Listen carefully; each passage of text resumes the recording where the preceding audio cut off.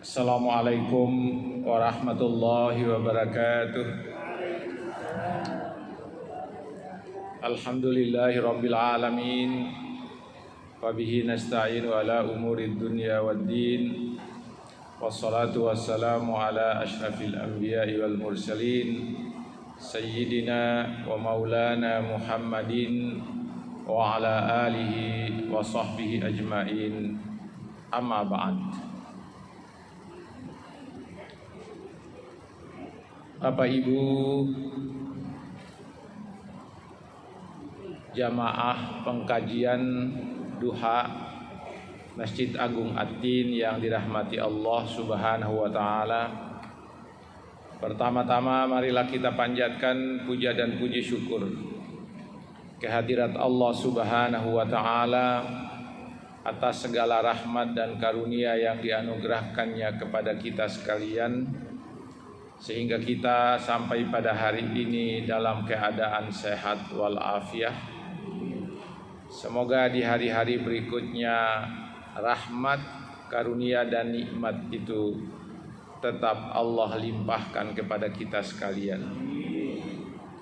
Bapak Ibu yang saya muliakan, kali ini kita akan membahas tema menghidupkan Lailatul Qadar.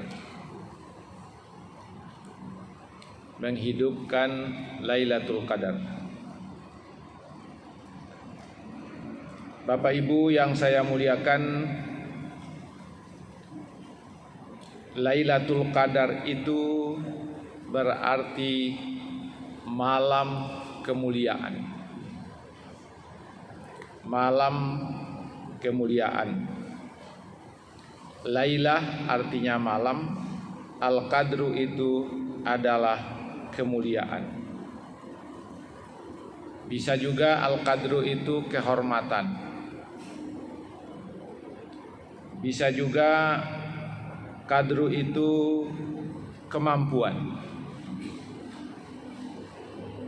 Bisa juga Al-Qadar itu berarti keputusan. Jadi Lailatul Qadar adalah malam kemuliaan, malam kehormatan, malam keputusan. Mengapa Lailatul Qadar disebut malam kehormatan? Karena orang-orang yang melaksanakan ibadah-ibadah tepat pada malam itu akan diberikan oleh Allah kehormatan dan kemuliaan yang luar biasa. Kemuliaan yang luar biasa yang berbeda dengan Allah berikan di malam-malam yang lain. Beda, punya keistimewaan.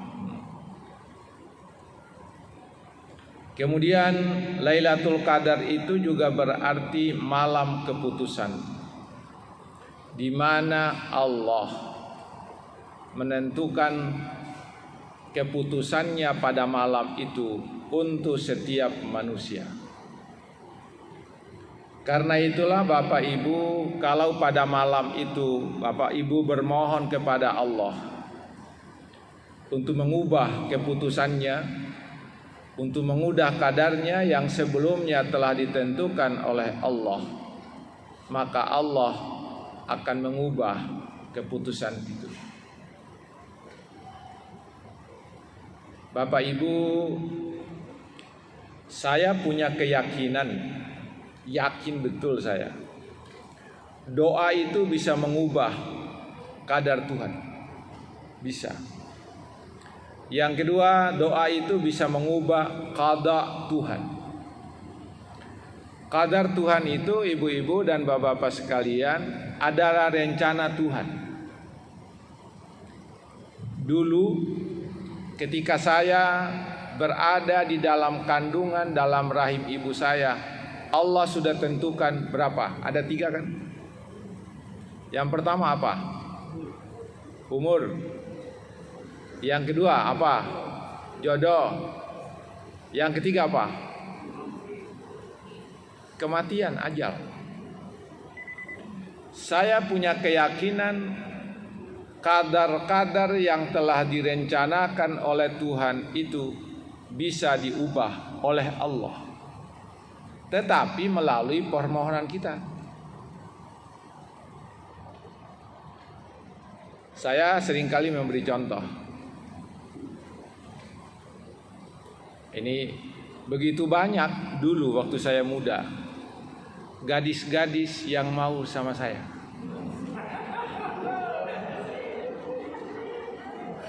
Ya. Tapi yang jadi hanya satu.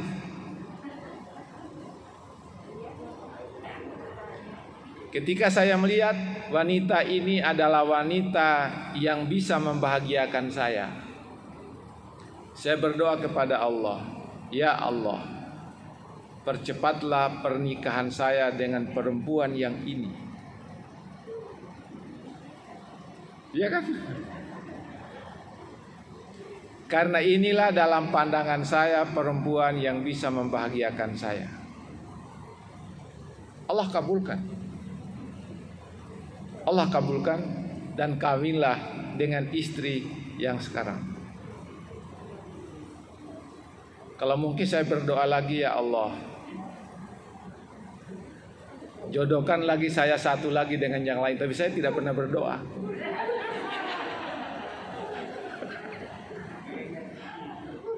Saya tidak pernah mendoakan itu karena saya tidak berkeinginan. Apa yang saya ingin katakan kepada ibu-ibu, kadar Tuhan bisa diubah oleh Tuhan. Ada orang yang bilang begini, tidak mungkin kadar Tuhan bisa berubah. Siapa bilang? Kan Tuhan sendiri yang merubah, bukan kita. Tapi kita hanya bermohon kepada Allah. Iya. Yang kedua, Allah bisa mengubah qadanya dengan kehendak Tuhan. Misalnya qada itu sesuatu keputusan Tuhan yang mau terjadi. Lalu saya mengatakan, ya Allah, sekarang aku ini dalam bahaya. Karena itulah saya mohon kepadaku agar engkau mengubah bahaya itu menjadi sesuatu nikmat. Tidak jadi, gara-gara doa. Apa dasarnya Bapak Ibu saya mengatakan begitu? Ada hadis Rasulullah yang menyatakan bahwa la yaruddul qadra illa doa. Tidak ada yang bisa mengubah rencana Tuhan kecuali doa. Wala yaruddul qada'a illa doa. Tidak ada yang bisa mengubah keputusan Tuhan yang mau jadi pada hari itu kecuali doa. Saya punya keyakinan.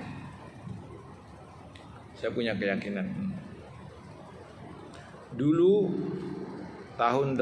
sekitar tahun 82. Mungkin saya tidak pernah bercerita. Ada satu pegawai sakit gigi, sudah 1 minggu tidak sembuh-sembuh. Datang ke rumah saya untuk berobat giginya yang sakit. Tapi sebenarnya yang pintar itu adalah teman saya. Ketika itu dia tidak ada di rumah. Dia PKKN,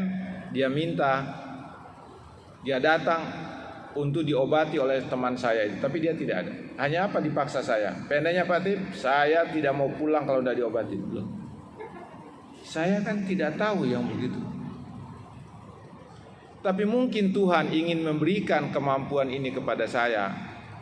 Maka saya punya keyakinan, saya berdoa dan saya doakan untuk dia. Saya ke belakang, ambil air 1 mop, air dari sumur, tidak air masak. Mahasiswa itu kan malas masak air. Termasuk saya dulu waktu mahasiswa itu malas masak air. Kemudian saya ambil air, kemudian saya ambil wudhu, saya sholat 8 rakaat, sholat hajat 8 rakaat. Setelah itu saya melaksanakan sholat witir 3 rakaat. Semua doa yang saya tahu, doa-doa dari hadis, dari Al-Quran, saya tumpahkan di mok itu yang ada airnya. Setelah selesai saya suruh minum dia. 10 menit kemudian sembuh. Sudah 1 minggu dia sakit gigi sembuh. Sejak itulah saya bisa mengobati gigi yang sakit. Tetapi pada saat itu masih melalui sholat dan air. Setelah itu sudah terkenal ini dengan mengobati gigi dengan sholat. Terus suatu saat ada yang sakit gigi tapi saya tidak di rumah. Dia tidak datangi saya di rumah, tapi dia di tempat lain. Kemudian saya bilang, ini biasanya saya mesti sholat dulu. Sholat hajat 8 rakaat, sholat sunat witir 3 rakaat. Kemudian baru saya berikan air. Lalu apa? Pak Mehmet, terlintas dalam hati saya, sudah cukup dibacakan air. Jadi saya minta air dari dia. Terus saya doakan, terus saya suruh minum, dia sembuh. Tidak lagi sholat, tetapi dengan mendoakan air. Setelah berlangsung lama dengan doa di atas doa dengan air itu, kemudian setelah itu saya bertemu lagi dengan satu orang yang sakit gigi di luar rumah. Tidak ada air, saya tidak di rumah. Gimana cara mengobatinya? Langsung hati saya berkata, peganglah pipinya yang sakit. Bukan pipinya yang sakit, pipi di mana arah gigi yang sakit. Pegang. Dipegang sambil saya baca doa. Terus setelah saya tanya kemana? Sudah tidak ada lagi, Pak. Setelah itu terus dengan pegang pipi. Kalau pipi kanan yang sakit, gigi kanan yang sakit, saya pegang yang kanan. Kalau gigi kiri yang sakit, saya pegang yang kiri. Sudah. Suatu saat ada lagi yang sakit gigi. Saya tidak di rumah. Saya tidak pakai lagi air, tapi harus pegang. Tapi apa? Seorang gadis cantik, putih lagi, ketemu dengan saya yang masih bujangan. Ketika dia mengatakan saya sakit gigi, waduh, ini kesempatan untuk memegang pipi yang mulus. Ternyata apa? Ketika saya berkata begitu, hati saya mengatakan tidak boleh begitu. Langsung ada teguran dari hati saya, tidak boleh begitu. Tidak boleh. Saya waktu itu masih muda, karena saya kawin tahun 84. Terus apa? Setelah itu apa yang terjadi? Kata hati saya, bagaimana cara saya mengobati dia? Ajaklah dia bicara. Sejak itulah saya ajak bicara, tapi masih jarak dekat. Ketika saya ke Jakarta, karena ada kuliah 89, teman-teman saya di Makassar kesulitan untuk pengobatan gigi karena saya tidak ada. Terus mereka telepon. Sejak itulah pertama jarak jauh melalui telepon. Sampai hari ini melalui telepon. Baik, saya punya keyakinan doa itu bisa mengubah keputusan Tuhan. Dan pada malam Lailatul Qadar itu kita bisa mohon apa saja. Allah akan mengabulkan semua permohonan kita pada hari Lailatul Qadar, malam Lailatul Qadar itu. Baik. Pengantarnya panjang banget ya. Sampai cerita kemana-mana ini. Baik. Tetapi malam Lailatul Qadar adalah malam yang sangat luar biasa. Malam kemuliaan, malam kehormatan. Bisa dibayangkan Bapak Ibu, Lailatul Qadar itu kata Al-Quran di surah Al-Qadar, khairum min alfi syahrin. Lebih hebat daripada 1000 bulan. Difahami bahwa seseorang yang melaksanakan ibadah pada malam itu sama dengan ibadah yang dia lakukan selama 1000 bulan atau 83 tahun 4 bulan. Usia kita ini kan, saya ini baru 67. 21 kemarin, 21 April kemarin, belum ya. 21 April nanti itu usia saya genap 67. 21 April 67. Tetapi selama usia saya 67, kan saya tidak pernah memanfaatkan seluruhnya untuk ibadah, ya kan? Kalau saya sejak lahir sampai usia balik, mungkin saya waktu itu mulai mengenal sholat umur 12 tahun atau umur 8 tahun, saya kira 8 tahun sudah karena saya diajarkan terus oleh ayah saya, atau 6 tahun. Jadi 6 tahun sebelumnya itu kita tidak beribadah. Nah. Jadi kalau begitu, saya ini baru melaksanakan ibadah kira-kira selama 60 tahun. Tapi 60 tahun itu kan tidak seluruhnya untuk ibadah. Ada kegiatan lain, ada kegiatan ngajar, ada tidur, ada makan, ada rekreasi gitu. Tetapi malam Lailatul Qadar itu lebih hebat daripada 1000 bulan. Nah, baik. Sekarang jadi persoalan kita adalah kapan terjadinya malam Lailatul Qadar? Itu kan kita bertanya. Kapan? Baik.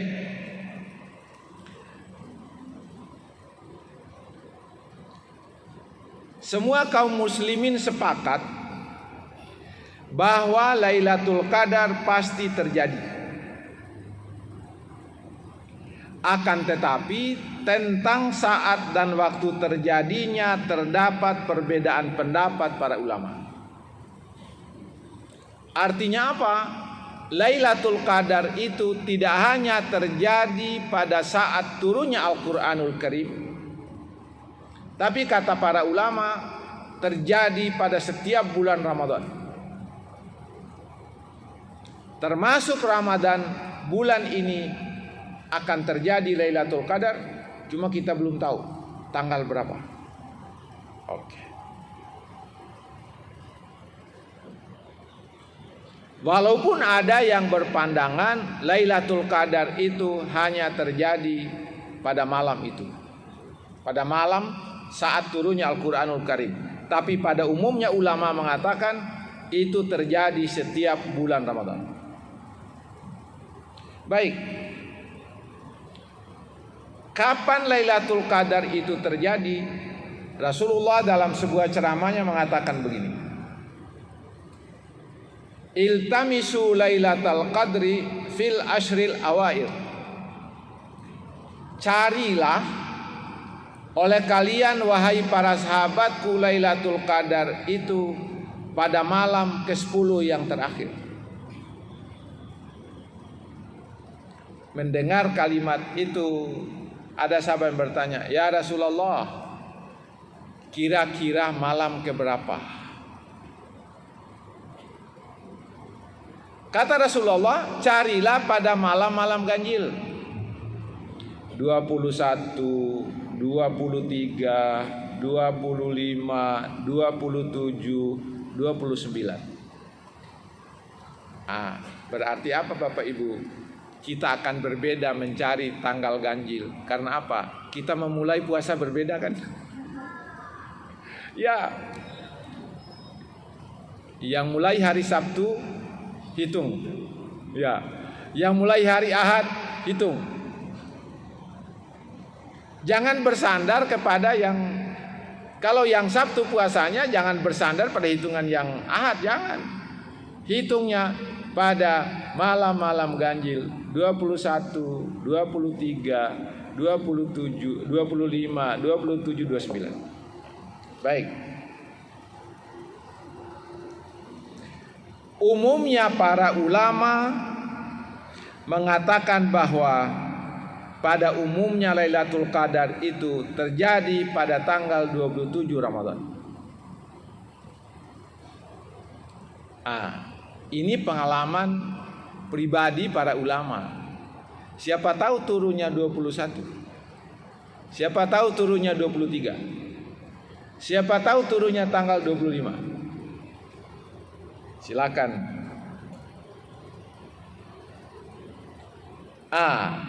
Bermacam-macam analisis para ulama tentang penentuan tanggal terjadinya Lailatul Qadar. Di antaranya ada yang menyatakan bahwa jumlah huruf Lailatul Qadar dalam bahasa Arabnya ada 9. Dan kata qadar dalam surah itu diulang sebanyak 3 kali. Karena itu ia menyimpulkan bahwa malam terjadinya Lailatul Qadar adalah 27. 9 kali 3 27. Itu kalian para ulama. Baik.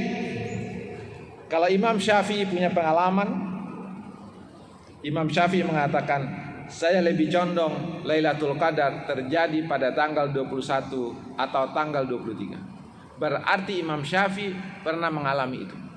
21, 23. Baik. Tapi ini ada lagi pendapat ini. Kalau awal Ramadan jatuh pada hari Jumat atau hari Senin, Lailatul Qadar itu pada tanggal 29. Terus kalau awal Ramadan jatuh pada hari Sabtu, siapa yang mulai hari Sabtu? Maka Lailatul Qadar terjadi pada malam 21. Kalau awal Ramadan jatuh pada hari Ahad dan Rabu, Lailatul Qadarnya 27. Kemudian kalau awal Ramadan jatuh pada Selasa, Lailatul Qadar terjadi pada malam 25. Kemudian kalau awal Ramadan jatuh pada Kamis, maka Lailatul Qadarnya terjadi pada tanggal 23. Saya ingin mengatakan kepada Bapak dan Ibu, nanti Ibu misalnya, saya nanti cari dia tanggal 29, siapa tahu sudah terjadi. Saya mau cari dia tanggal 27, siapa tahu sudah terjadi. Intinya adalah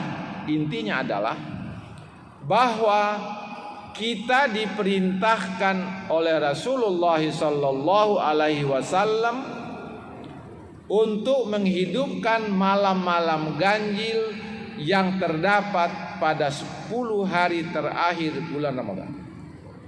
Itu intinya. Sekarang kita mau lihat lagi. Kenapa tidak harus kita cari dan ibadah setiap malam? 20, 21, 22, 23. Ada hikmah di balik itu. Karena apa? Tidak boleh kita beribadah terus-menerus tanpa tidur. Harus tidur. Malam-malam genap itulah kita tidur. Malam-malam ganjil itu kita beribadah kepada Allah. Perintahnya di situ dengan menghidupkan malam-malam ganjil itu. Boleh jadi nanti kita akan mendapatkan malam Lailatul Qadar itu pada malam-malam ganjil. Karena itu saya seringkali ada orang yang maksa diri nanti 10 malam 10 hari terakhir itu kan ada di antara kita itu itikaf kan. Itikaf sampai pekerjaan ditinggalkan itikaf. Saya tidak inginkan yang seperti itu. Kerjaan tapi itikaf. Tidak boleh kita meninggalkan pekerjaan kita hanya karena kita itikaf. Itikaf itu hukumnya sunat. Sementara kita melaksanakan kewajiban harian kita di kantor kita bekerja, itu adalah kewajiban kita. Dan selama masa itikaf itu tidak boleh berhubungan suami istri. Tidak boleh. Saya akan tegaskan, tidak boleh berhubungan. Ditambah dengan suami istri. Nanti ada yang bertanya, bagaimana Pak kalau dengan bukan istri? Nah itu nanti repot tuh. Kan ada yang bertanya, saya pernah ceramah di sebuah masjid. Siang hari tidak boleh berhubungan suami istri. Karena haram hukumnya dan puasanya batal. Ketika dia berhubungan suami istri pada siang hari, maka apa? dendanya dia harus mengqada puasanya 2 bulan berturut-turut tanpa henti. Berat sekali. Kalau tidak bisa puasa, dia memerdekakan seorang budak. Kalau tidak bisa, baru dia memberikan makanan kepada 60 orang fakir miskin. Berat sekali. Padahal apa? Hanya berhubungan sesaat aja kan. Baik. Tidak boleh. Tapi saya ingin katakan adalah jangan sampai kita beritikaf tapi meninggalkan pekerjaan kewajiban-kewajiban kita. Itu catatan saya penting. Baik.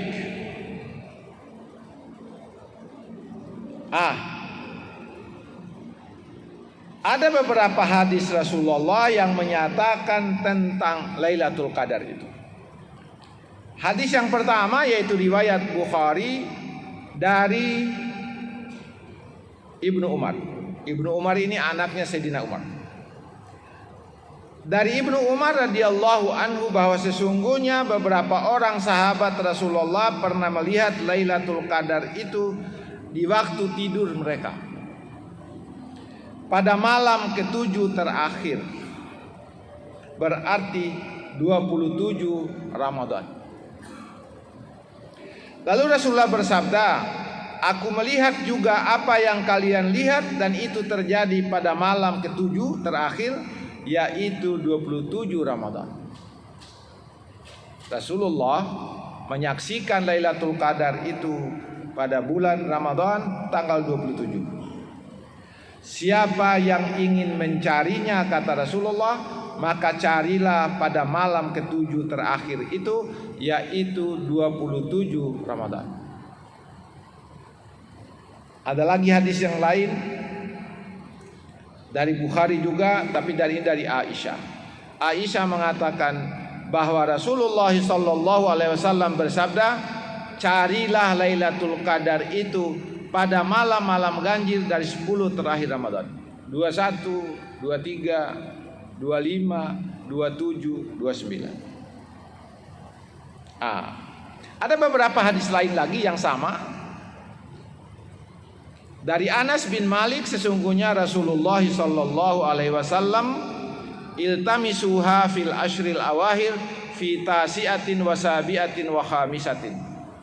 Carilah, kata Rasulullah, Lailatul Qadar itu pada malam ke-29, malam ke-27 dan malam ke-25. Jelas kan? Tidak jelas. Intinya adalah kita diminta oleh Rasulullah untuk mencari Lailatul Qadar pada malam-malam ganjil dari 10 malam terakhir. Dengan cara apa, Bapak Ibu? Menghidupkan malam itu dengan ibadah. Itu intinya. Karena apa, Bapak Ibu? Tidak lama lagi bulan Ramadan akan meninggalkan kita. Kita tingkatkan ibadah kita di akhir-akhir bulan Ramadan. Tapi realita kemana? Hari pertama bulan Ramadan full masjid. Hari kedua masih full, kurang 1-2 orang. Hari ketiga, hari keempat. Sekarang sudah hari ke-15. Bapak lihat kan? Lo tengok ke belakang. Berapa? Tambah maju safnya karena tambah kurang jamaahnya. Baik. Oke. Sekarang kita mau lihat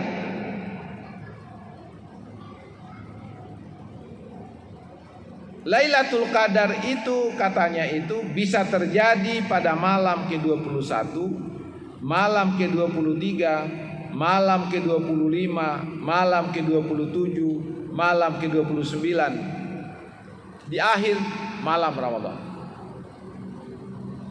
Baik. Kalau kebetulan kita mendapatkan Lailatul Qadar itu, apa sih keistimewaannya? Yang pertama, pada malam itu Allah menurunkan Al-Quranul Karim. Allah menurunkan Al-Quranul Karim. Yang kedua, beramal beribadah pas malam Lailatul Qadar itu, nilai amal kita sama dengan amal yang kita lakukan selama 83 tahun. 1000 bulan 83 tahun 4 bulan. Mana ada orang yang sujud terus, sholat terus, puasa terus, tidak ada. Tidak ada. Sekarang saja kita baru puasa 15 hari sudah mulai kan kekurangan cairan, bibir-bibirnya pecah kan. Saya kemarin ditegur oleh seorang ibu-ibu teman saya, Katip, itu kok bibirnya kok pecah-pecah? Coba sampai bibir saya dilihat lagi oleh dia, coba. Ada apa sih bibir itu begitu? Saya bilang begitu. Itu kurang cairan Pak Ustaz, katanya gitu. Oh, itu cairan apa yang mau diminum ini? Katanya jus lah, jus jeruk, apa jus apa gitu. Baik. Memang saya kalau puasa itu kurang minum karena saya biasanya minum di tengah sebelum makan siang ada minum, setelah sholat asar minum lagi, sebelum makan minum lagi. Ini kurang minum karena minumnya hanya 2 kali. Waktu buka, saya buka dengan air yang banyak. Kemudian sebelum sahur saya sahur dengan air yang banyak. Setelah makan airnya sedikit. Tidak boleh banyak karena tidak bisa bernapas kita kalau banyak airnya. Kemudian kelebihan lain, keistimewaan lain dari malam Lailatul Qadar adalah semua para malaikat pada saat itu turun ke bumi. Mereka menyebar ke seluruh dunia ini menyaksikan hamba-hamba Allah yang sedang beribadah, menyaksikan hamba-hamba Allah yang berdoa, menyaksikan hamba-hamba Allah yang beristighfar. Dan pada 2/3 malam setiap malam Allah turun dari arasnya, turun ke langit dunia. Ada dalam hadis 2/3 malam Allah akan turun dari arasnya, kemudian ke langit dunia, menyaksikan dan mendengarkan hamba-hambanya yang bermohon kepadanya. Sampai kapan malaikat-malaikat itu berada di bumi? Sampai saat menjelang fajar. Bayangkan mulai dari malam itu sampai sebelum fajar terbit, mereka kembali ke sana, ke Baitul Ma'mur, kembali melapor, ya Allah, hamba-Mu yang bernama Ibu Aminah bermohon agar rezekinya diperbanyak. Apa kata Allah? Aku kabulkan permohonan.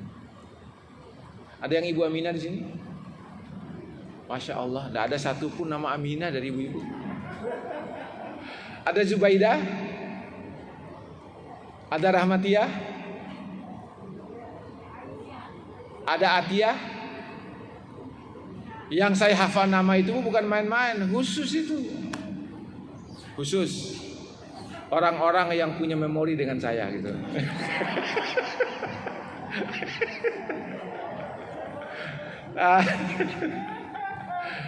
Ibu-ibu tadi khusyuk banget kan mendengarnya. Sekali-sekali lah bikin canda-canda, ya baik. Tapi lah selain itu lagi masih ada lagi, tidak usah disebut lah. Baik. Jadi ketika malaikat naik ke atas, Allah bertanya, apa yang kamu bawa dari dunia? Ini ya Allah, si ini bermohon. Yang si ini ya Allah, dia bermohon agar dijodohkan dengan seseorang yang dia sukai. Kabul. Ya Allah, yang ini belum punya jodoh tapi dia minta kepadamu agar engkau tunjukkan jodohnya. Aku kabulkan. Bermohonlah pada malam-malam ganjil itu setelah kita melaksanakan doa, setelah kita melaksanakan ibadah-ibadah kepada Allah. Baik. Malam itu adalah malam yang penuh dengan kesejahteraan dan kebahagiaan bagi orang-orang yang beriman.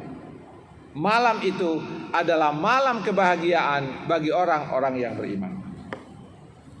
Baik. Lailatul Qadar itu juga disebut malam ketentuan. Karena pada malam itu Allah menyerahkan 4 buah daftar urusan pengaturan alam semesta kepada 4 pemuka malaikat. Jadi ingat bahwa pada malam Lailatul Qadar itu malam di mana Allah menentukan 4 rahmat, 4 ketentuan yang disampaikan oleh Allah kepada 4 malaikat. Ini kalau disebut yang pertama, daftar rahmat dan azab. Daftar rahmat dan azab ditentukan pada malam Lailatul Qadar. Diberikan ke siapa itu? Diberikan kepada Jibril. Jibril itu Bapak Ibu adalah panglimanya para malaikat. Panglimanya para malaikat. Kemudian yang kedua, daftar tumbuh-tumbuhan dan rezeki. Diputuskan pada malam itu daftar tumbuh-tumbuhan dan rezeki. Diberikan ke siapa? Ke Mikail. Kata Allah, ini Mikail, ini urusan kamu nih. Jibril, urusanmu adalah untuk membawa rahmat atau azab. Jadi azab ditentukan pada malam Lailatul Qadar. Karena itulah Bapak Ibu, pada malam itu kita mohon kepada Allah agar azab-Mu ya Allah di tahun ini jauhkanlah dari aku. Tapi datangkanlah rahmat-Mu ya Allah kepadaku tahun ini. Langsung nanti malaikat Jibril mengatakan, ya Allah, hamba-Mu yang ini mohon dijauhkan dari azab, dan dia mohon agar rahmat-Mu dilimpahkan kepadanya. Dikabulkan Allah. Baik.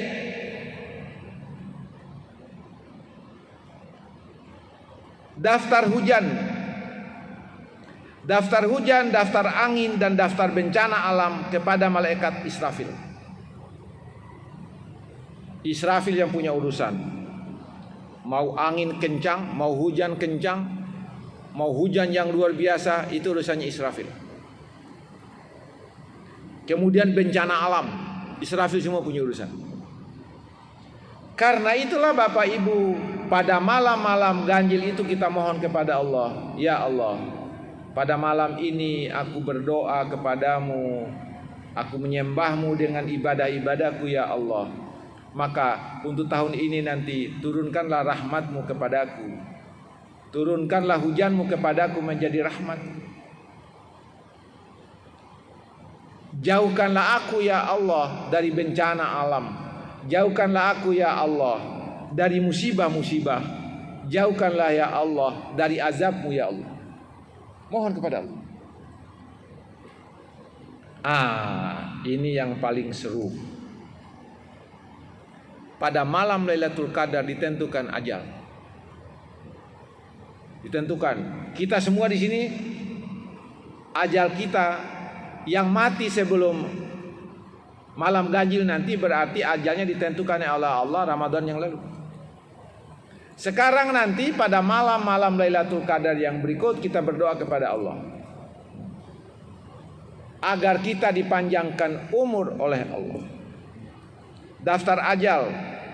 Ya, pada saat itulah dimuat nama-nama orang yang akan dicabut nyawanya dari Ramadan ini sampai ke Ramadan yang akan datang. Diberikan ke siapa tugas itu? Israel. Israel, aku sudah tentukan nama-nama orang yang akan dicabut nyawanya dalam tahun ini. Ini orangnya. Kalau kita berdoa, maka rencana Allah itu berubah. Apa? Israel, sini dulu. Siap. Yang namanya Zubaidah, panjangkan umurnya. Dia sudah berdoa. Zubaidah lagi Bu ya. Ini Zubaidah terus. Jangan-jangan Zubaidah ada di pikiran saya. Baik. Oke lah. Pak Mehmet berdoa pada malam itu. Ya Allah, panjangkanlah umurku dalam rangka beribadah kepadamu. Sudah ada daftarnya, untuk dicabut pada tahun itu. Kata Allah kepada Israel sini dulu, coret yang itu, ganti dengan Ahmad Ibrahim. Tapi saya berdoa lagi, ya Allah, panjangkanlah umurku dalam rangka ibadah kepadaku. Tugasku belum selesai. Jemaatin selalu menunggu saya, ya Allah, setiap Ramadan. Panjangkanlah umurku. Israel ganti lagi itu. Dia berdoa lagi minta panjang umur. Kemudian apa? Khairuddin diganti namanya Ustaz Ibrahim. Karena Khairuddin pada hari itu juga dia berdoa, ya Allah, panjangkan umurku dalam rangka ibadah kepadamu, karena aku adalah pengurus masjid yang mengurus jamaah-jamaah. Israel sini dulu, coret yang itu, nggak jadi. Digantikan dengan orang-orang yang tidak pernah berdoa pada malam ganjil-ganjil itu. Ini Bapak Ibu hebatnya itu. Tapi saya selalu bermohon kepada Allah, ya Allah, panjangkan umurku, karena tugasku belum selesai. Tugasku belum selesai, ya Allah. Panjangkanlah umurku dalam rangka ibadah kepadamu.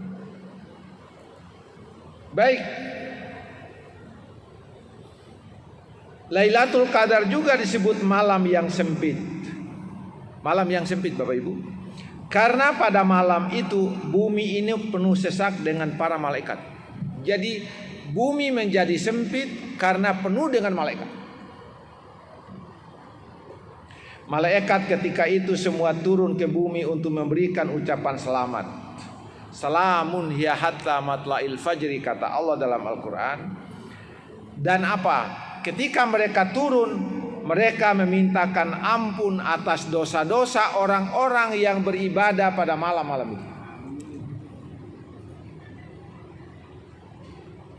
Semalaman itu para malaikat melakukan hal demikian hingga terbit fajar. Bayangkan malaikat memohonkan doa untuk kita. Karena kita memohon kepada Allah untuk diampunkan dosa, kemudian kita memohon kepada Allah agar dimurahkan rezeki kita. Luar biasa.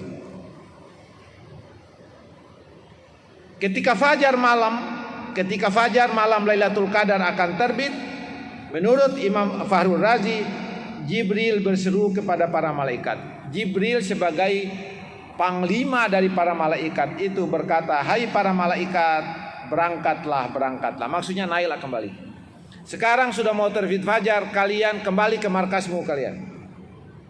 Perintah Jibril kepada para malaikat. Mereka menjawab dalam bentuk pertanyaan, apa yang telah dilakukan Allah kepada orang-orang yang beriman pada malam ini? Apa yang dilakukan Allah, katanya. Sebelum mereka pergi, mereka bertanya dulu kepada Jibril, apa yang telah dilakukan oleh Allah kepada mereka yang sudah beribadah pada malam ini, ya Jibril? Kata para malaikat. Jibril menjawab, sesungguhnya Allah memandang mereka dengan penuh rahmat dan kasih sayang. Subhanallah. Allah memandang mereka-mereka yang beribadah pada malam-malam itu dengan penuh rahmat dan kasih sayang, serta mengampuni semua dosa dan kesalahan mereka. Bersihlah kita dari dosa.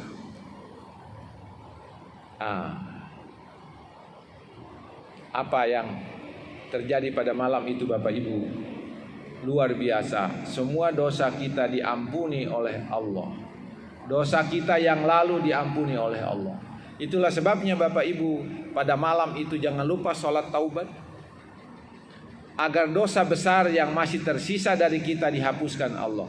Karena dosa besar tidak bisa diampuni dengan amal-amal seperti ini. Harus dengan cara tersendiri. Kalau dosa biasa sama dengan noda biasa di baju. Kalau rinso cukup. Tapi kalau dosa besar tidak cukup dengan rinso, harusnya daiyah. Baru bisa. Ya. Ibu-ibu tertawa ya. Ternyata Ustaz tahu juga daiyah. Saya juga sering mencuci, Bu. Sering mencuci. Kalau misalnya pembantu tidak datang, ibu bilang, Katib, pembantu tidak datang. Sudah, itu apa yang kita lakukan? Kita bagi-bagi tugas ya, oke. Itu bagi-bagi tugas. Katanya Katib yang membilas, mencuci, saya jemur. Katanya, oke, biasa. Baik. Itulah kebersamaan dalam rumah tangga. Baik. Yang tidak diampunkan dosanya siapa? Ini gawat ini. Jadi pada malam itu semua orang diampuni dosanya oleh Allah dan beri rahmat dan kasih sayang oleh Allah Subhanahu wa taala. Yang tidak siapa? Yang pertama, seseorang yang meminum barang yang memabukkan. Peminum khamar, peminum brandy tidak peminum arak tidak diampuni dosanya, peminum tuak tidak diampuni Allah dosanya. Begitu besar dosa mereka yang minum khamar, meminum minuman yang memabukkan. Yang tidak diampuni yang kedua adalah mereka yang durhaka terhadap kedua orang tua. Karena itu Bapak Ibu, ini dosa besar semuanya. Karena itu maka seharusnya sebelum masuk Ramadan kita mohon ampun kepada kedua orang tua. Sekarang pertanyaannya, bagaimana kalau orang tua saya sudah meninggal dunia? Doakan sekarang, insya Allah ampun. Kalau tidak sempat kita memohon ampun kepada kedua orang tua, padahal kita yakin punya dosa besar pada orang tua, sekarang saatnya memohon ampun kepada Allah dengan memohonkan agar semua dosa ayah ibu kita diampunkan oleh Allah ketika mereka berada dalam kuburnya. Insya Allah diampuni. Kemudian yang ketiga, pemutus hubungan silaturahim. Nah diampuni. Kemudian yang selalu berantam dengan sesama muslim. Nah diampuni dosanya. Jadi ini banyak sekali, hanya satu yang berkaitan dengan person. Yang tiga itu berkaitan dengan orang lain. Durhaka terhadap kedua orang tua dan diampuni dosanya, pemutus hubungan silaturahim, kemudian yang ketiga berantam dengan sesama muslim, dan diampuni dosanya. Subhanallah, astagfirullah. Ini na'udzubillah Bapak Ibu, kita melakukan seperti itu. Kalau kita merasa masih ada dosa-dosa kita, dosa-dosa besar, gampang sekali penghapusan dosa besar. Kita segera berwudu dengan baik, berwudu dengan sempurna, kemudian kita menuju ke tempat sholat, laksanakan sholat taubat 2 rakaat. Setelah sholat taubat, kita memohon ampun kepada Allah atas dosa besar itu. Langsung Allah coret dosa besar kita itu, terhapus. Baik. Sudah jam berapa, Din? Sudah jam berapa? Masih lama? Oke deh. Oke. Nggak ada acara lain bukan? Ibu-ibu kan tidak ke mall kan hari ini? Nggak, ya. Nggak ada juga yang mau dimakan habis pengajian kan? Nggak ada. Biasanya kalau habis pengajian kan ada dimakan, tapi hari ini kan nggak ada yang dimakan kan? Ya. Baik. Bagaimana kita menghidupkan malam-malam ganjil itu, yang diantaranya ada malam Lailatul Qadar? Apa caranya?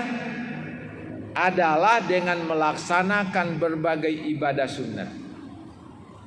Mengaji, melaksanakan sholat sunat taubat, sholat sunat tahajud, sholat sunat witir, sholat sunat yang lain.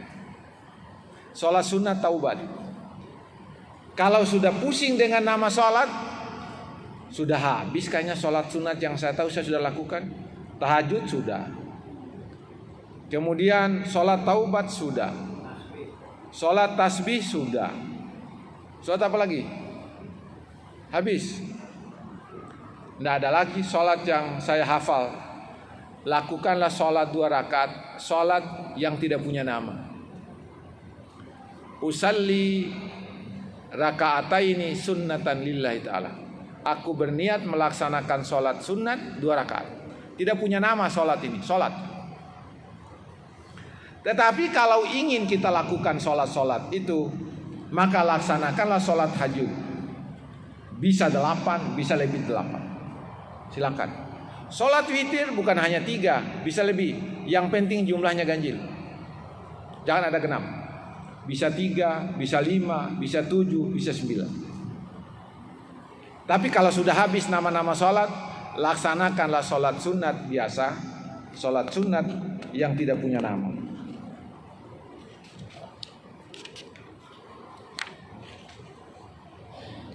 Ya, bagaimana mengenai amalan ini?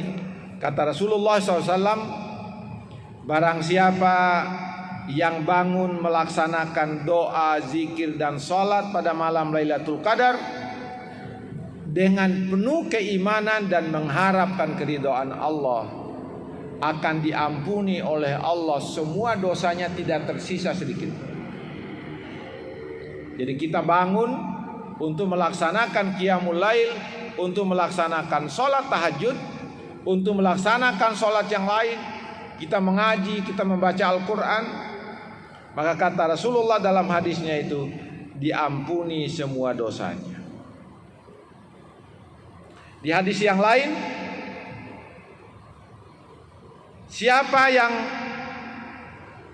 bangun melaksanakan sholat pada malam Ramadan dengan penuh keimanan dan penuh ridho Allah Subhanahu wa taala, maka dia diampuni segala dosanya yang telah lalu. Kemudian barang siapa yang bangun malam Lailatul Qadar dengan penuh keimanan dan mengharap keridhaan Allah Subhanahu wa taala, diampuni oleh Allah semua dosanya yang lalu. Semua dosa kita habis. Luar biasa.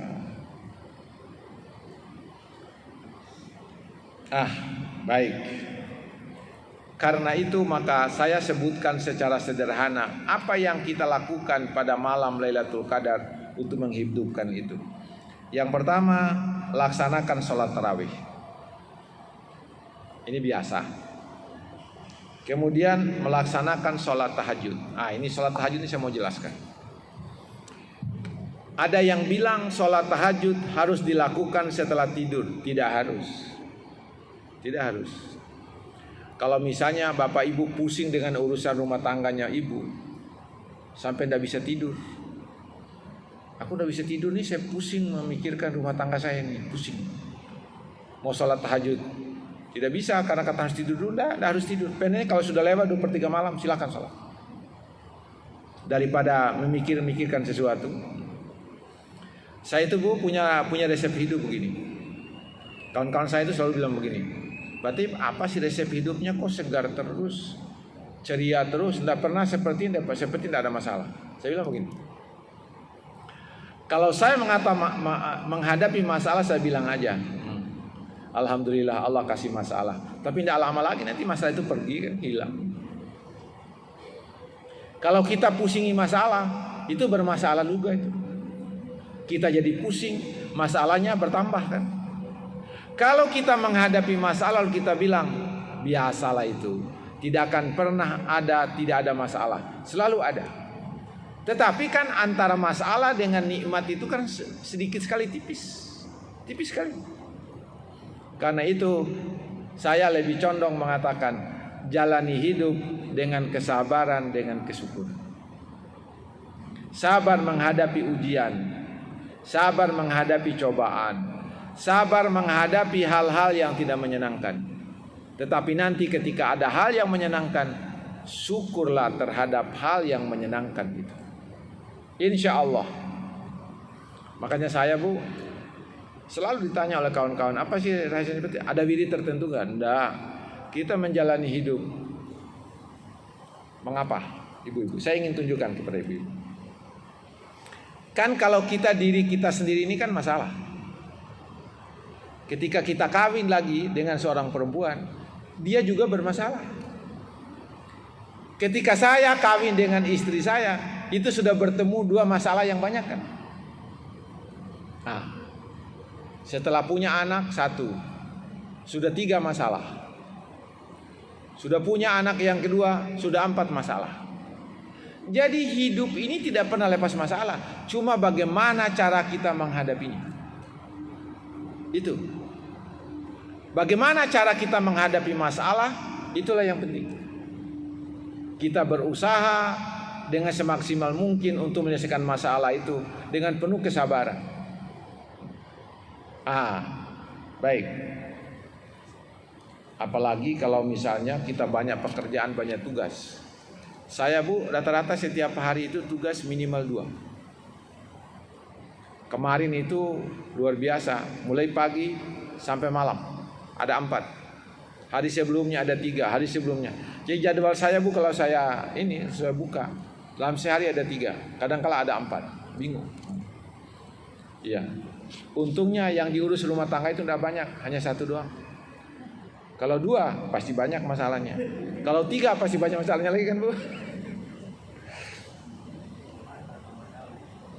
Tapi saya menganggap hebat kalau orang itu bisa punya 2 istri, hebat itu. Tenang aja dia, tidak pernah. Itu mungkin resepnya itu. Jadi dia menghadapi masalah, ya sudah. Baik. Sholat tahajud dapat dilakukan walaupun kita tidak tidur. Bisa. Baik. Kemudian melaksanakan sholat witir. Ini sholat witir seringkali juga menjadi pertanyaan. Pak Ustaz, bagaimana kalau saya misalnya habis sholat 8 rakaat, mau nambah lagi nanti sholat yang lain? Bolehkah saya tunda sholat witirnya? Boleh. Bolehkah juga saya melaksanakan sholat witir habis tarawih? Boleh. Bagaimana nanti sholat sunat yang malam? Sholat sunat yang malam nanti sholat tahajud 8 rakaat, jangan witir. Jangan witir. Cukup, karena kata Nabi tidak boleh ada witir, 2 witir dalam 1 malam, hanya 1 aja. Sekarang ada pertanyaan, Ustaz, boleh nggak saya bagi? Setelah sholat tarawih saya 2, nanti yang 1 saya tinggal. Yang 1 bilang apa? Kenapa saya dipisah dari sahabat saya yang 2? Jangan dipisah, digabung jadi 1. Silakan. Mau yang 3 rakaat 1 kali salam, mau yang 2 kali salam. Saya lebih memilih 2 kali salam. 2 kali salam. Saya Bu, condongnya sholat tarawih kalau bapak-bapak misalnya biasa dengan 8 rakaat, pilihlah 8 tapi 4 kali salam, 2-2. Itu yang terbaik. Paling tidak yang lebih baik daripada yang 4-4-3. Mengapa? Karena di dalam setiap 2 rakaat kita melaksanakan sholat tarawih ada tahiyatnya. Di dalam tahiyat ada bacaan yang kita baca. Salah satunya selawat kepada Nabi. Siapa yang berselawat kepadaku 1 kali, kata Rasulullah, maka dia mendapatkan 10 kebajikan. Jadi kalau 4 tahiyat kita 8 rakaat, berarti 4 selawat yang kita baca, berarti ada 40 kebaikan. Belum lagi bacaan yang lain. Kan tahiyat kita panjang kan Bu? Saya menyarankan kalau kita tidak kuat dengan yang lebih banyak, misalnya 20, laksanakan yang 8, tetapi dengan cara 2 rakaat 1 kali salam, witirnya 2 rakaat 1 kali salam, kemudian witir berikutnya 1 kali salam. Karena apa, nanti ada 6 tahiyat yang kita lakukan dalam sholat sunat 11 rakaat itu. Kalau saya Bu di rumah 20 sama Ibu. Tapi kalau saya capek sekali, Bu, kita 8 aja ya, gitu. Nggak ada yang susah. Dasarnya ada. Yang tidak boleh itu, Pak, bagaimana kalau tarawih 12 tanpa witir? Ya nggak bisa, nggak ada aturannya. Yang ada aturannya 8. Cuma yang berbeda tahiyatnya. Yang 1 8 2 kali tahiyat, yang 1 8 4 kali tahiyat. Nggak bisa.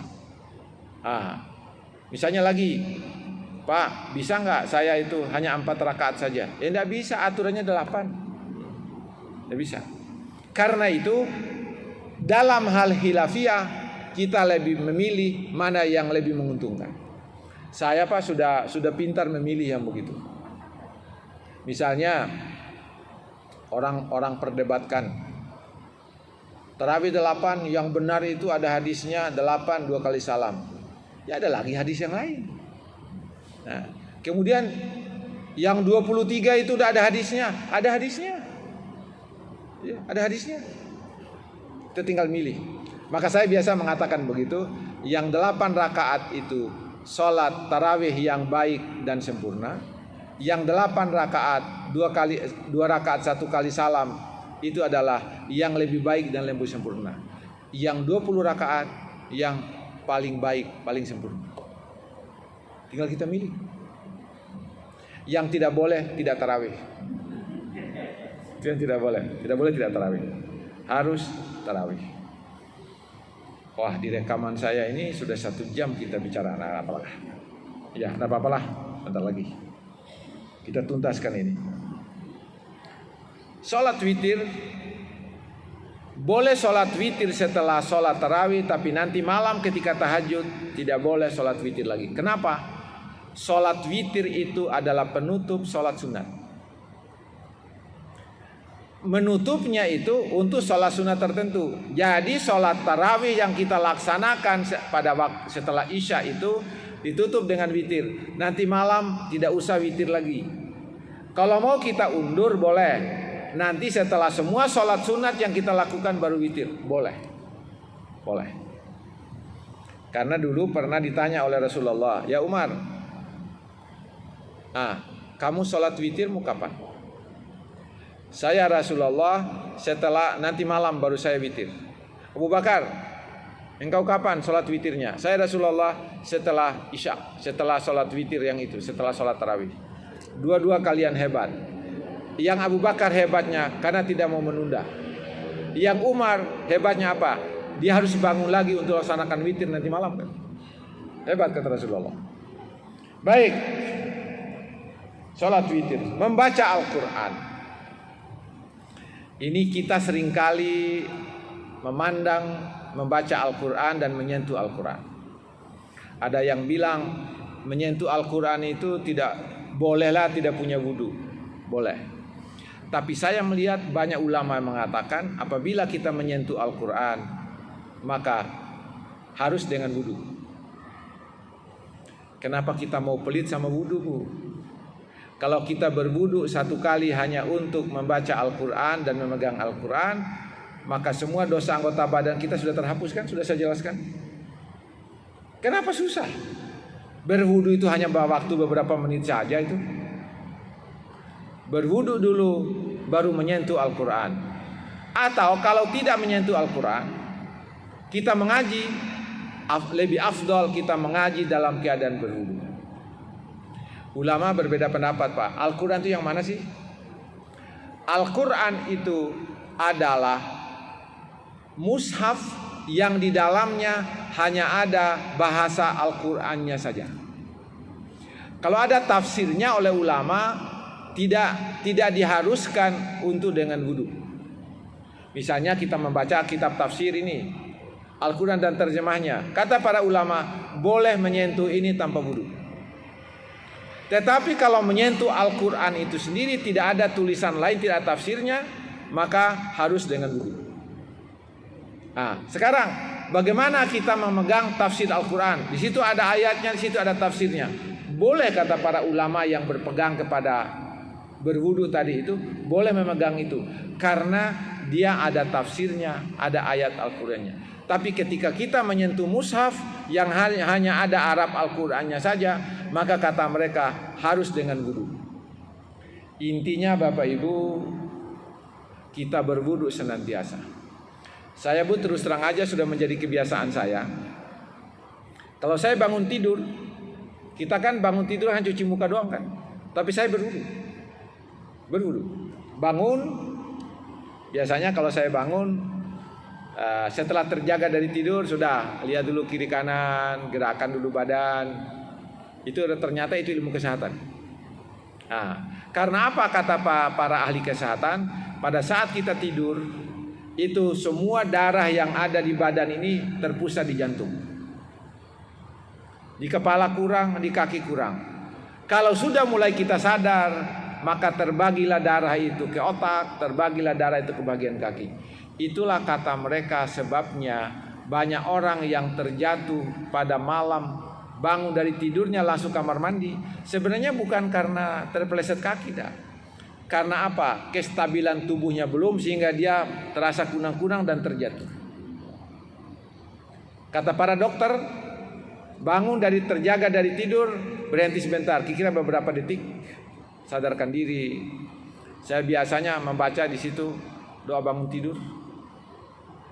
Kemudian setelah itu gerak-gerakan badan, tangan dilepas-lepas, kaki digoyang-goyangkan. Setelah itu duduk di tempat tidur, bangun, duduk di tempat tidur. Jangan dulu langsung ke kamar mandi. Duduk dulu, tenangkan diri dulu beberapa menit. Setelah itu baru kamar mandi aman.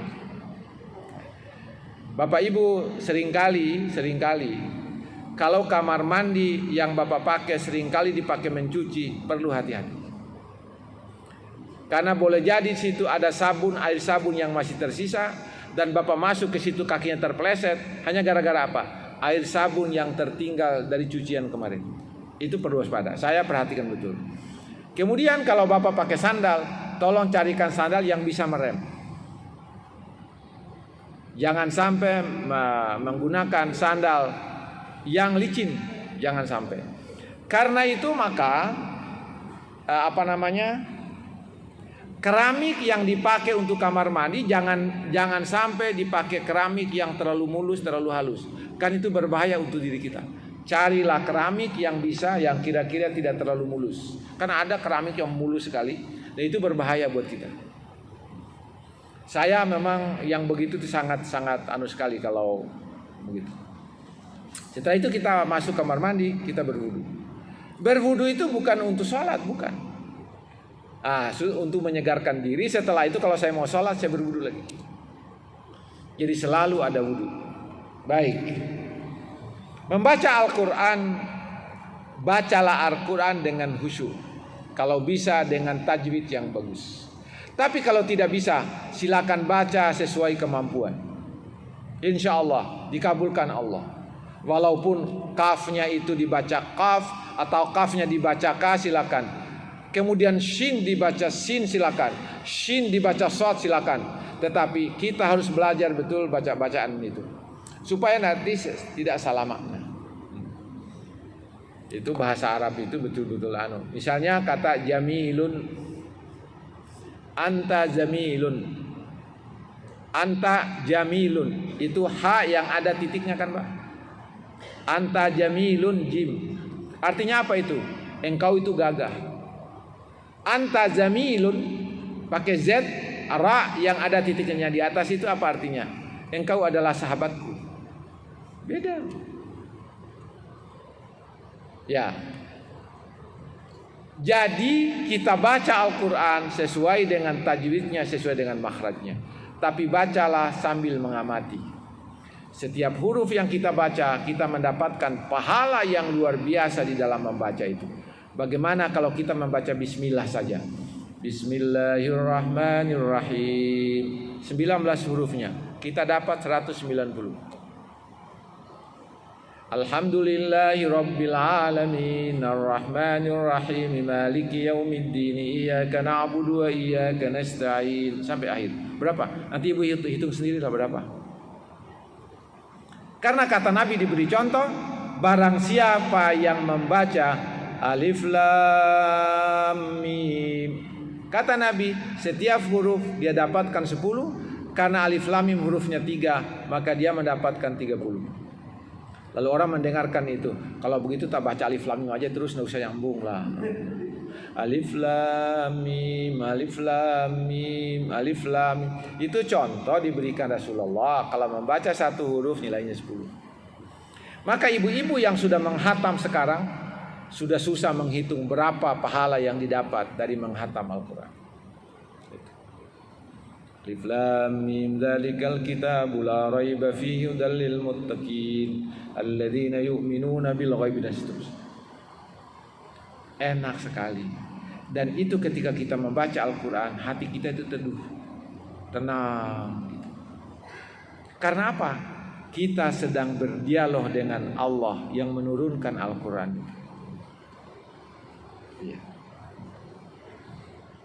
Itu Al-Quran menjadi hudan, menjadi petunjuk.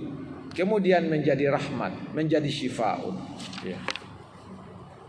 Apalagi ya, masih banyak rupanya ini. Baik. Setelah itu, setelah kita membaca Al-Quranul Karim, kita beristighfar. Astaghfirullahaladzim, astaghfirullahaladzim, astaghfirullahaladzim min kulli dzambin azim. Silakan, banyak sekali contoh-contoh. Astaghfirullahaladzim. Kalau tidak, kita baca setelah itu nyambung dengan Sayyidul Istighfar. Allahumma anta rabbi la ilaha illa anta khalaqtani wa ana abduk wa ana ala ahdika wa adika mastata'tu. Baca terus itu istighfar. Baca terus. Ada lagi Bapak Ibu, berzikir dengan membaca lafal-lafal zikir tertentu. Baik. Ada hadis Nabi yang menyatakan bahwa perbanyaklah membaca 2 kalimat, perbanyak lagi lah membaca 2 kalimat. Kalimat 2 kalimat yang pertama, apabila engkau baca katanya, maka engkau sudah membuat Tuhanmu ridho, katanya. Engkau telah membuat ridho Tuhanmu. Apa itu? Ya, apa Pak? Asyhadu an la ilaha illallah wa astaghfirullah. Itu kalimat istighfar. Kata Rasulullah, kalau kalian membaca 2 kalimat itu, engkau sudah membuat senang Tuhan. Asyhadu an la ilaha illallah wa astaghfirullah. Ada lagi 2 kalimat kata Rasulullah, kalau engkau baca itu engkau akan memberikan kekayaan kepada dirimu. Asyhadu an la ilaha illallah wa astaghfirullah as'aluka ridhaka wal jannah wa a'udzu bika min sakhatika wan nar. Kata Rasulullah, kalau kalian membaca 2 kalimat yang berikut, engkau telah membuat dirimu kaya dengan kalimat itu. Asyhadu an la ilaha illallah wa astaghfirullah as'aluka ridhaka wal jannah wa a'udzu bika min sakhatika wan nar. Ibu-ibu lagi masak, lagi sedang masak, perbanyak baca itu. Tapi hati-hati, nanti konsentrasi masak, hangus masakannya. Hati-hati. Ada lagi ditambah dengan zikir yang lain. Allahumma innaka afuwun karim tuhibbul afwa fa'fu anna. Gandengkan 5 kalimat itu. Allahumma innaka afuwun karim tuhibbul afwa fa'fu anna. Allahumma innaka afuwun karim tuhibbul afwa fa'fu anna. Ada 5 kalimat yang kita basahi lidah kita dengan kalimat itu. Asyhadu an la ilaha illallah wa astaghfirullah as'aluka ridhaka wal jannah wa a'udzu bika min sakhatika wan nar.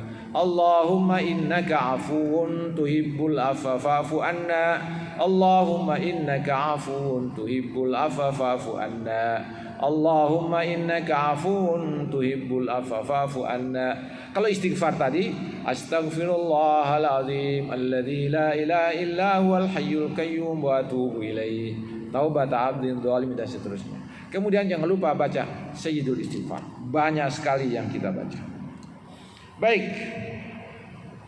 Kemudian ditambah lagi dengan subhanallahi wa bihamdihi subhanallahil azim. Subhanallahi wa bihamdihi subhanallahil azim. Saya Bapak Ibu Pak Mehmet, kalau saya lagi nyetir sendiri, ini saya jadikan wirid saya selama, karena tidak ngantuk kalau baca wirid ini. Kalau tidak ada wirid jangan dibaca, ngantuk. Ya. Atau kadangkala saya bernyanyi sendiri, nyanyi sendiri, ya nyanyi sendiri. Kalau bukan bernyanyi bersiul, saya bisa bersiul loh Bu.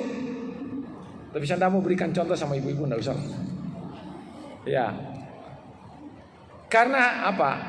Kata para dokter, orang-orang yang sudah usia lanjut kalau masih mau membiasakan diri dengan menyetir, itu katanya menyegarkan otak, memperlambat pikun. Tapi kalau bapak-bapak memang sudah tidak terbiasa lagi, mata sudah kabur-kabur, jangan coba, nanti bahaya. Baik.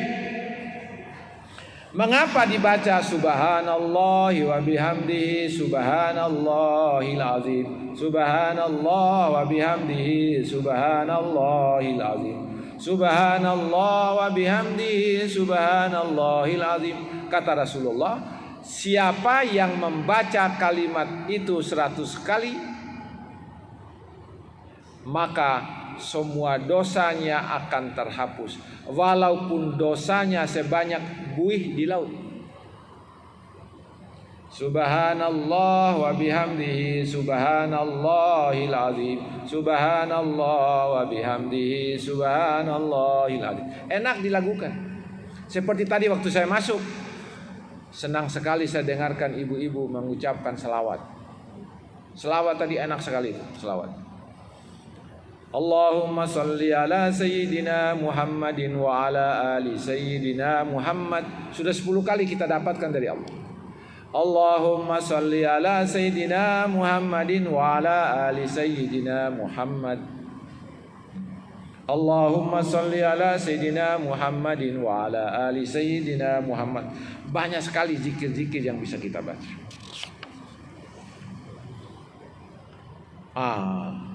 Subhanallah wa bihamdihi subhanallahil azim, subhanallah wa bihamdihi subhanallahil azim.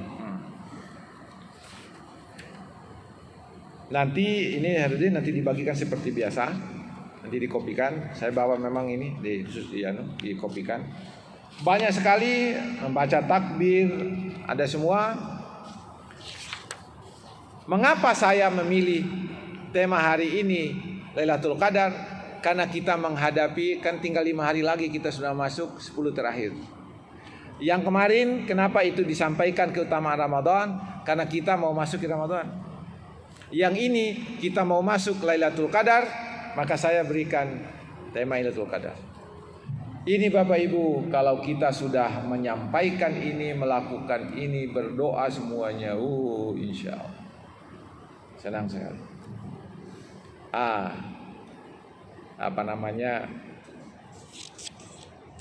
Ada yang bertanya kepada saya, Pak Ustaz, apa sih rahasianya membaca? Apa sih rahasianya Ustaz itu? Kelihatan wajahnya cerah ceria terus. Yang saya baca apa? Doa nur. Doa nur itu apa ibu-ibu? Allahumma ja'al fi qalbi nura. Ya Allah, jadikanlah dalam hatiku nur. Wa fi sam'i nura, dalam pandanganku ada cahaya. Maka tidak heran kalau orang memandang saya, kok wajahnya ceria terus. Belum lagi saya baca wa fi wajhi nura, di wajahku ya Allah kasihlah cahaya. Kemana tidak cahaya doa terus kan? Dengan keyakinan tadi, doa kita dikabulkan oleh Allah Subhanahu wa taala. Apalagi setelah itu, wa min fauqi nura, dari atas kepalaku ada nur ya Allah. Wa min tahti nura, di bawahku ya Allah ada nur. Wa min aimani nura, sebelah kananku ada cahaya. Wa min syama'ili nura, di sebelah kiriku nur. Wa min amami nura, di depanku ada nur. Wa min warai nura, gimana tidak nur? Didoa terus.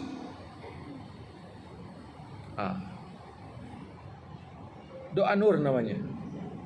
Saya kalau anak-anak ketika diminta oleh orang tuanya, Ustaz, tolong doain anak saya supaya jadi anak hebat. Apa doa saya? Allah, saya tanya dulu namanya. Apa namanya? Namanya ini. Saya doakan. Allahumma ja'al fi qalbi fulan nura. Saya sebutkan namanya. Wa fi basari nura, wa fi sam'i nura, wa an yamini nura, wa an shimali nura, wa min fawqi nura, wa min tahti nura, wa min amami nura, min waraihi nura, nurun ala nur. Yahdillahu li nurihi may yasha. Allahumma ja'alhu nura. Jadikanlah orang ini ya Allah nur. Waj'al lahu nura, dan jadikanlah baginya nur. Mana kalau sudah nur terus? Mana tidak wajah seri-seri terus? Tetapi Bapak Ibu, ada kunci yang lain. Tidak cukup dengan itu. Hati kita harus bersih dari kotoran hati. Baru nur terpancar. Tidak bisa terpancar nur itu kalau hati kita sempit. Hati kita itu dongkol sama orang. Hati kita sombong sama orang. Hati kita suudzon sama orang. Hati kita itu iri sama orang. Wah, tidak bisa. Jadi kalau kita mau mendapatkan nur, hati kita itu harus dihilangkan dari segala penyakit dulu. Penyakit yang paling berbahaya Bapak Ibu ada 7. Ini tambahan. Kalau mau catat silakan. Kalau Ibu cari di buku manapun tidak dapat. Ini saya dapat sendiri.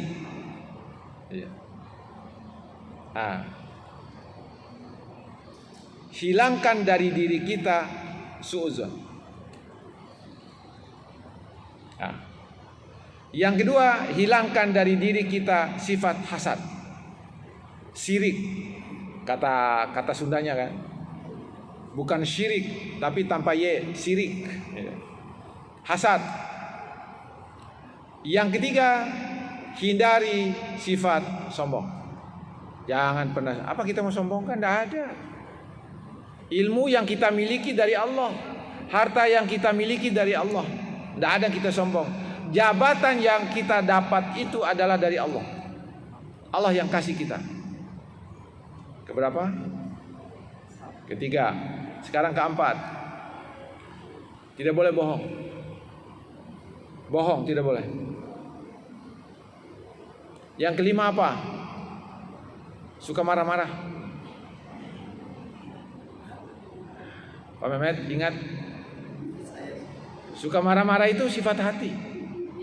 Sifat hati yang kotor. Dan itu marah-marah Bapak Ibu akan bisa berdampak pada fisik. Bisa menimbulkan stres. 1.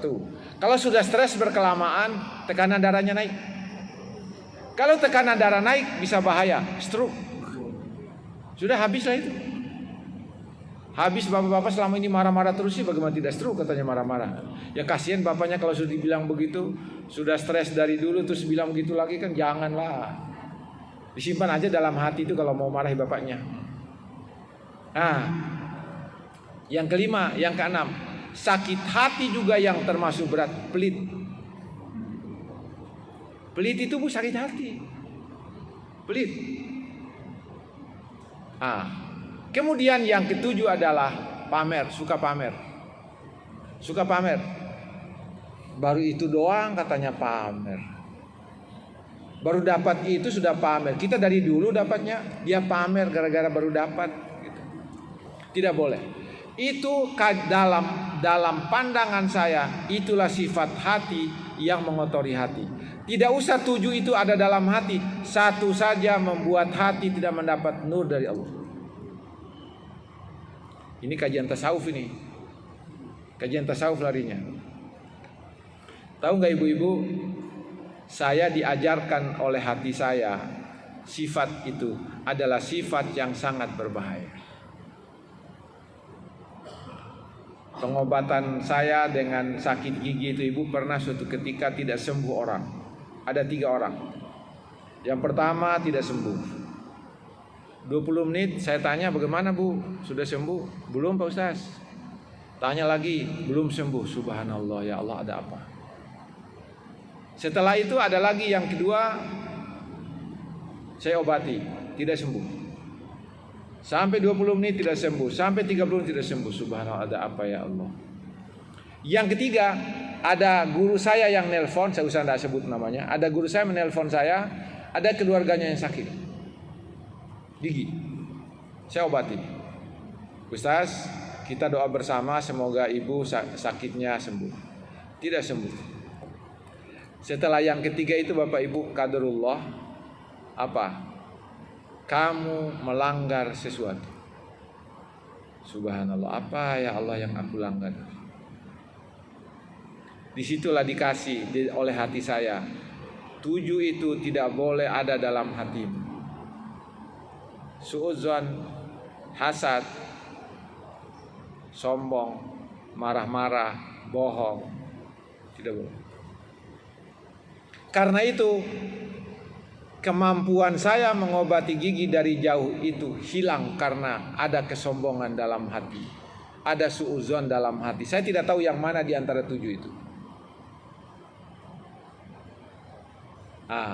Mengapa Bapak Ibu penting itu? Karena ternyata itu dalam pengetahuan saya. Susah Bapak menanyakan empiriknya itu. Jadi ternyata kalau saya obati orang itu pengobatannya lari ke atas. Saya tidak tahu ke atas itu kemana. Baru nanti turun dia sambungkan ke orang yang sakit gigi. Jadi 7 itu adalah kabel-kabel dari satelit yang paling canggih di sana itu untuk mengantarkan ini. Baru turun. Tapi kalau ada salah satu dari kabelnya itu putus, saya memiliki sifat itu. Tidak sampai rupanya usaha saya, doa saya untuk yang sakit gigi. Satu saja yang kandas, yang macet, ibaratnya kabelnya 7, kabelnya 1 putus, tidak jadi. Setelah itulah saya jaga betul, saya tidak boleh melakukannya. Akhirnya apa Bu? Ketika itu saya mohon kepada Allah, ya Allah, begitu banyak hamba-Mu yang sakit gigi, tapi dengan kemampuan itu mereka sembuh. Kembalikanlah ya Allah, bagaimana caranya agar itu kembali? Hati saya berkata, saya disuruh puasa Bu. Puasanya berapa? 15 hari. 15 hari saya baru bersihkan kotoran hati saya. Dan pas 2 hari setelah selesai langsung masuk Ramadan. Kira-kira 5 tahun yang lalu. Selama ini sebelum itu belum pernah. Tapi 5 tahun lalu kemampuan itu hilang. Apa? Allah mengambil kembali kemampuan itu. Dia diberikan ke saya. Gara-gara hati tadi itu punya penyakit. Cuma saya tidak tahu di antara 7 itu mana yang saya alami. Tidak tahu. Akhirnya apa? Setelah itu kemampuan kembali. Hari keberapa? Hari ke-16 ada yang sakit gigi dan saya doakan. Alhamdulillah. Tidak sampai 10 menit langsung sembuh. Alhamdulillah ya Allah. Engkau sudah kembalikan pemberianmu kepadaku. Selama puasa 15 hari ibu istri di rumah saya tanyakan. Kati puasa apaan katanya? Puasa diet sebelum gitu. Padahal puasa mengembalikan, membersihkan sakit hati itu. Itulah Bu. Kalau kita sudah mengalami yang begitu itu, wah sudah susah. Karena itu bersihkan hati dari gitu. Tidak boleh suudzon, tidak boleh iri, tidak boleh bohong, tidak boleh sombong. Sombong itu penyakit yang paling berbahaya. Inilah ibu-ibu. Nanti akan dikasihkan ini. Dan saya kira cukup sekian. Pasti menarik dan pasti ada yang bertanya. Baik. Baik, silakan. Silakan Pak Ahmed. Assalamualaikum warahmatullahi wabarakatuh. Waalaikumsalam warahmatullahi wabarakatuh. Pak, di dalam bulan Ramadan ini Pak, saya mendapatkan informasi ada orang tarawih satu malam itu khatam 30 juz. Oh iya, yang kemarin berita itu. Nah, ini saya tidak untuk ukuran saja. Nah, yang akan saya tanyakan, apakah ini itu dicontohkan oleh para? Bagaimana? Dicontohkan Nabi Muhammad. Ya. Nabi Muhammad, apakah itu dicontohkan? Terus bagaimana dengan hak-hak anggota badan kita? Karena 30 itu satu malam itu akan memakan waktu 8 jam. Terus saya berpikir lagi, jadi gimana dengan sholat tahajudnya, yang lain-lainnya? Apa jadi ditinggal gitu saja? Nah itu yang jadi pikiran saya, belajar saya hebat sekali 37 satu malam itu dengan mengabaikan hak-hak anggota badan saya. Mohon penjelasan dan penerangan lebih lanjut dari saya. Demikian dari saya. Wassalamualaikum warahmatullahi wabarakatuh. Salam warahmatullahi. Baik, satu-satu saya kira. Yang pertama, tarawih itu sunat muakkad. Sunat muakkad itu sunnah yang hampir mendekati wajib. kan dilakukan Rasulullah terus. Dan belum pernah saya baca ada contoh dari Rasulullah untuk melaksanakan sholat tarawih setiap malam dengan menghatam 30 juz. Belum. Tetapi saya pikir kalau menghatam 30 juz dalam satu malam dengan tarawih 8 jam itu memberatkan. Sementara kita tidak boleh memberatkan diri dalam ibadah. Ya. Kalau mungkin untuk sendiri-sendiri boleh, silakan. Tapi kalau untuk berjamaah, karena di antara jamaah itu ada yang tidak kuat untuk berdiri lama. Saya termasuk yang sudah tidak kuat. Kalau di kampus saya di UIN Jakarta ada imam terlalu panjang bacaannya sholat Jumat dan dia hafiz. Saya langsung tegur, nanti lain kali mas, walaupun Anda hafal, tidak usah terlalu panjang. Kan di belakang itu ada yang tidak kuat lagi berdiri, ada yang rematik, ada yang macam-macam. Mereka harus mengikuti sholat Jumat dan sholat itu mereka harus ikuti. Akhirnya apa? Membuat mereka nanti tidak khusyuk dalam sholat. Itu terlalu lama. Ini pernah terjadi di masa Rasulullah. Ada sahabat yang terlalu panjang membaca ayat-ayat Al-Quran ketika memimpin sholat. Terus apa? Sampai-sampai ada sahabat yang tidak ikut sholat berjamaah apa? Rasulullah negur, kenapa engkau tidak ikut sholat berjamaah? Ya Rasul, itu kalau dia yang jadi imam, ayat-ayat yang dibaca panjang sekali.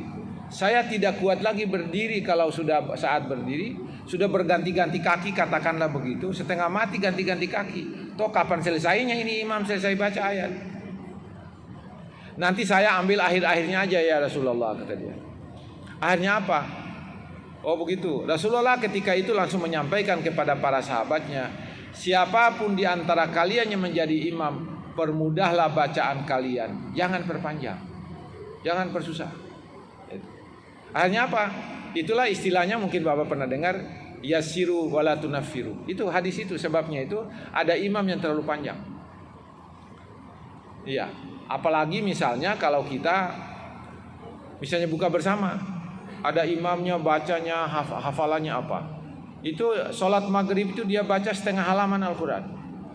Kemudian rakaat keduanya setengah. Di belakang itu imam apaan ini, kita sudah lapar setengah mati katanya gitu.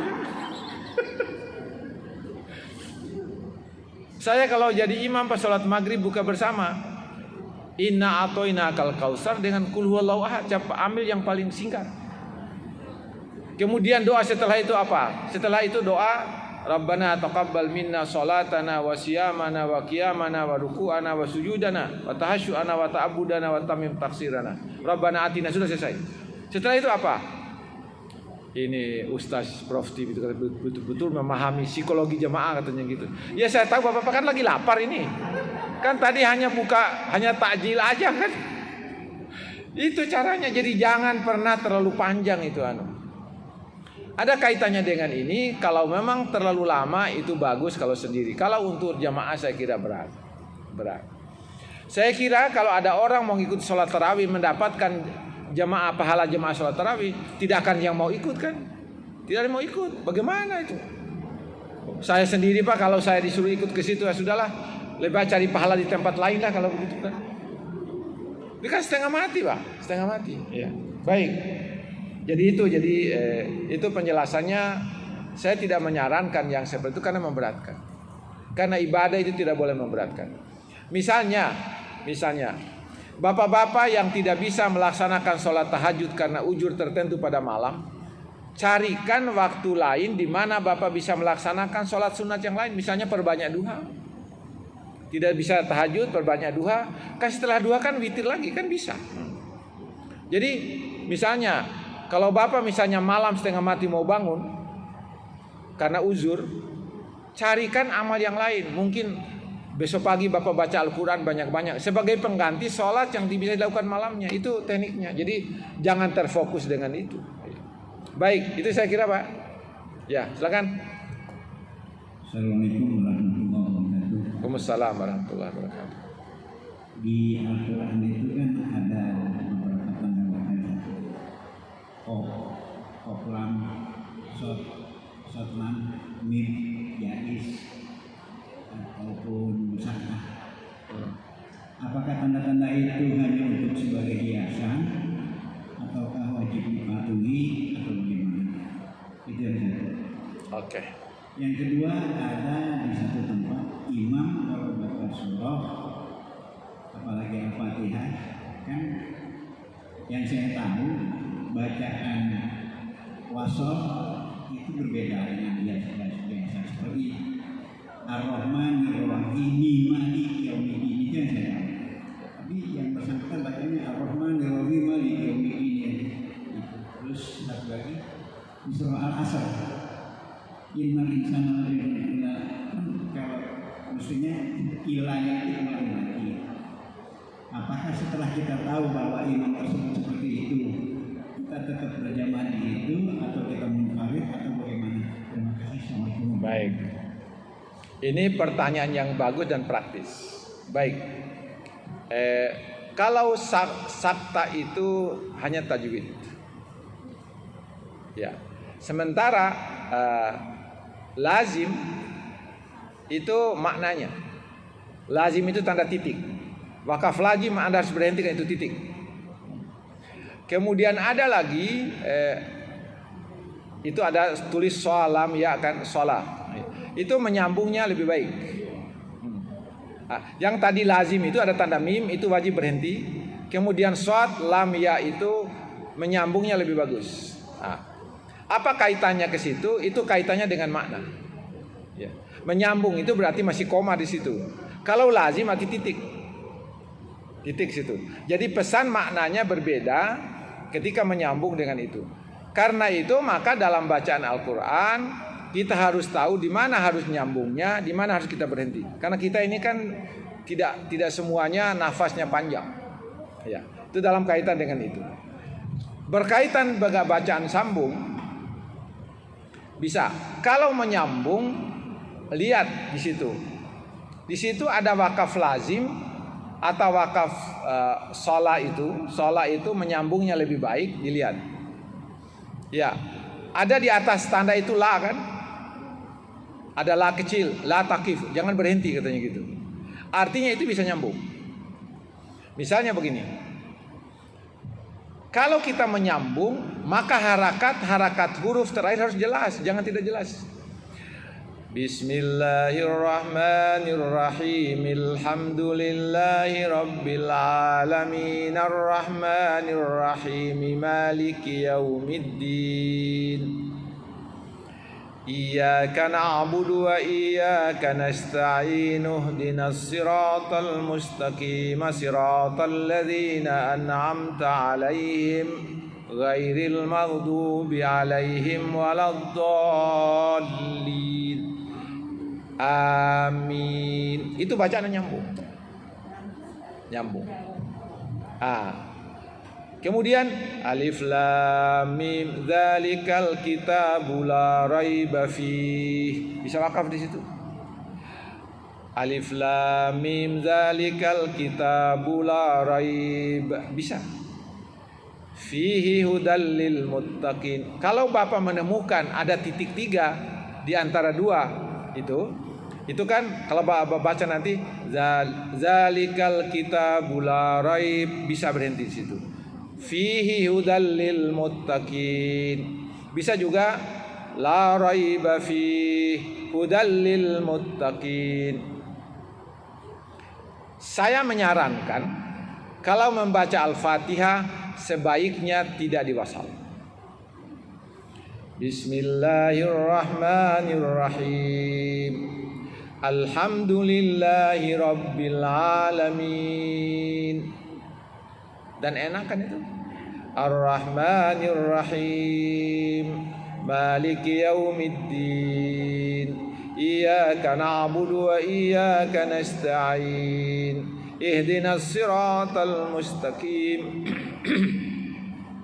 Apa sajaknya situ? Im.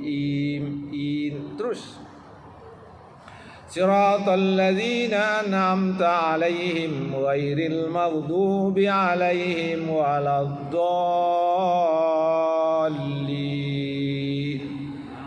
Amin. Kenapa tidak boleh disambung? Dalam hadis qudsi dikatakan begini: apabila hambaku membaca Al-Fatihah, Alhamdulillahi Rabbil Alamin, Allah itu mengucapkan, Hamidani abdi, sesungguhnya hambaku telah memuji aku. Coba. Ar-Rahmanir Rahim, sesungguhnya hambaku telah memuliakan aku. Maliki Yaumiddin, sesungguhnya hambaku telah mengagungkan aku. Iyyaka na'budu wa iyyaka nasta'in, sekarang terjalin hubunganku dengan hambaku, kata Allah, dan hambaku terjalin dalam hal dia meminta sesuatu kepadaku. Ihdinas siratal mustaqim, hambaku meminta kepadaku jalan yang benar. Siratal ladzina an'amta 'alaihim ghairil maghdubi 'alaihim waladdallin. Amin. Aku telah memberikan permintaan hambaku. Itu bedanya, Pak. Makanya bacaannya jangan disambung. Kalau ada yang menyambung itu dari segi qiraat. Tetapi enaknya itu kita tidak memaksakan napas. Kalau yang panjang bisalah. Kemarin saya ceramah di Sunda Kelapa. Itu qiraat yang dia baca. Kebetulan seorang dari Mesir yang jadi imam. Tapi dia kasih tahu dulu. Dia baca sirata itu pakai zirata, ziratal ladzin. Ya. Siratal ladzina an'amta, ihdinas siratal mustaqim, ihdinas ziratal mustaqim. Ziratal ladzina an'amta 'alaihim. Kenapa mereka beritahu lebih dulu? Ada qiraat seperti itu. Ya. Kemudian yang berikutnya, jangan tidak pernah bapak-bapak ketika mendengarkan waladdallin tidak pernah mengucapkan amin. Harus waladdallin, amin. Apakah amin itu hanya diucapkan oleh orang yang sedang mengikuti sholat atau tidak? Kata Rasulullah, siapapun di antara kalian yang mendengarkan orang membacakan waladdallin, jawablah dengan amin. Mengapa kita yang di luar pun mengatakan amin? Karena mereka yang sholat itu juga telah memintakan doa agar kita mendapatkan jalan yang benar oleh orang yang sholat. Kita yang di luar juga didoakan oleh mereka, maka kita mengatakan amin ya Allah, terimalah doa mereka untuk aku juga. Kita selama ini jarang waladdallin, amin. Itu hadis qudsinya. Yang tidak boleh itu iyyaka na'budu wa iyyaka nasta'in, karena dipahami oleh mereka ketika itu ada permohonan. Rabbi ghfirli wali walidayya warhamhuma kama rabbayani shaghira. Tidak boleh, kata ulama, memisahkan antara waladdallin dengan doa di situ. Bukan di situ tempatnya berdoa. Bukan. Ada kan orang ihdinas iyyaka na'budu wa iyyaka nasta'in Allahumma rzuqni ilman. Tidak boleh.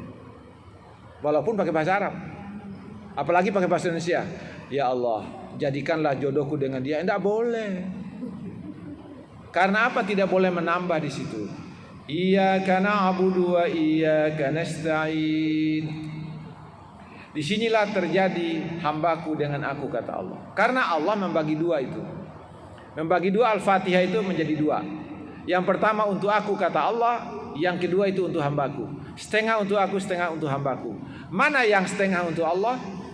Alhamdulillahi Rabbil Alamin, Ar-Rahmanir Rahim, Maliki Yaumiddin, Iyyaka na'bud untuk Allah,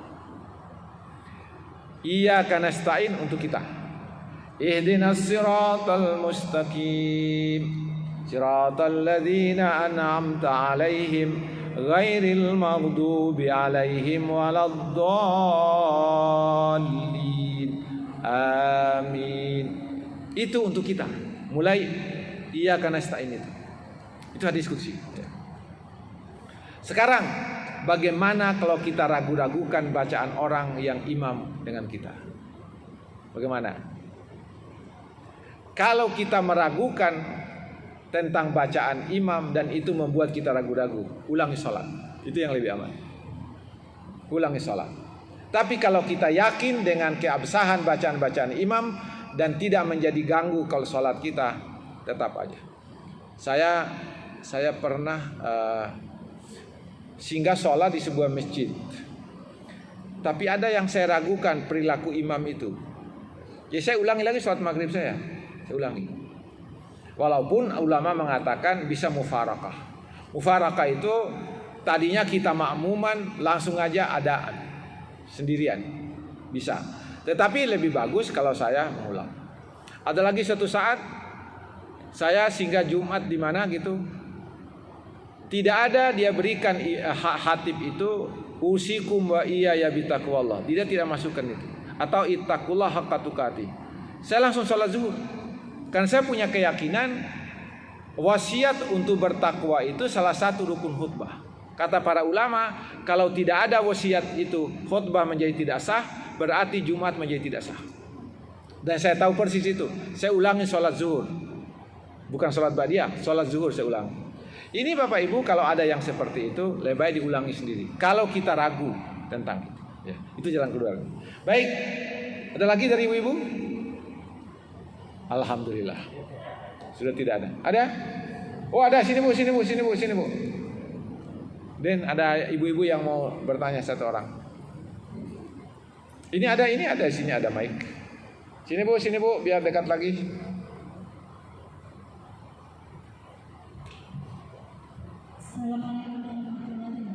Waalaikumsalam warahmatullahi wabarakatuh.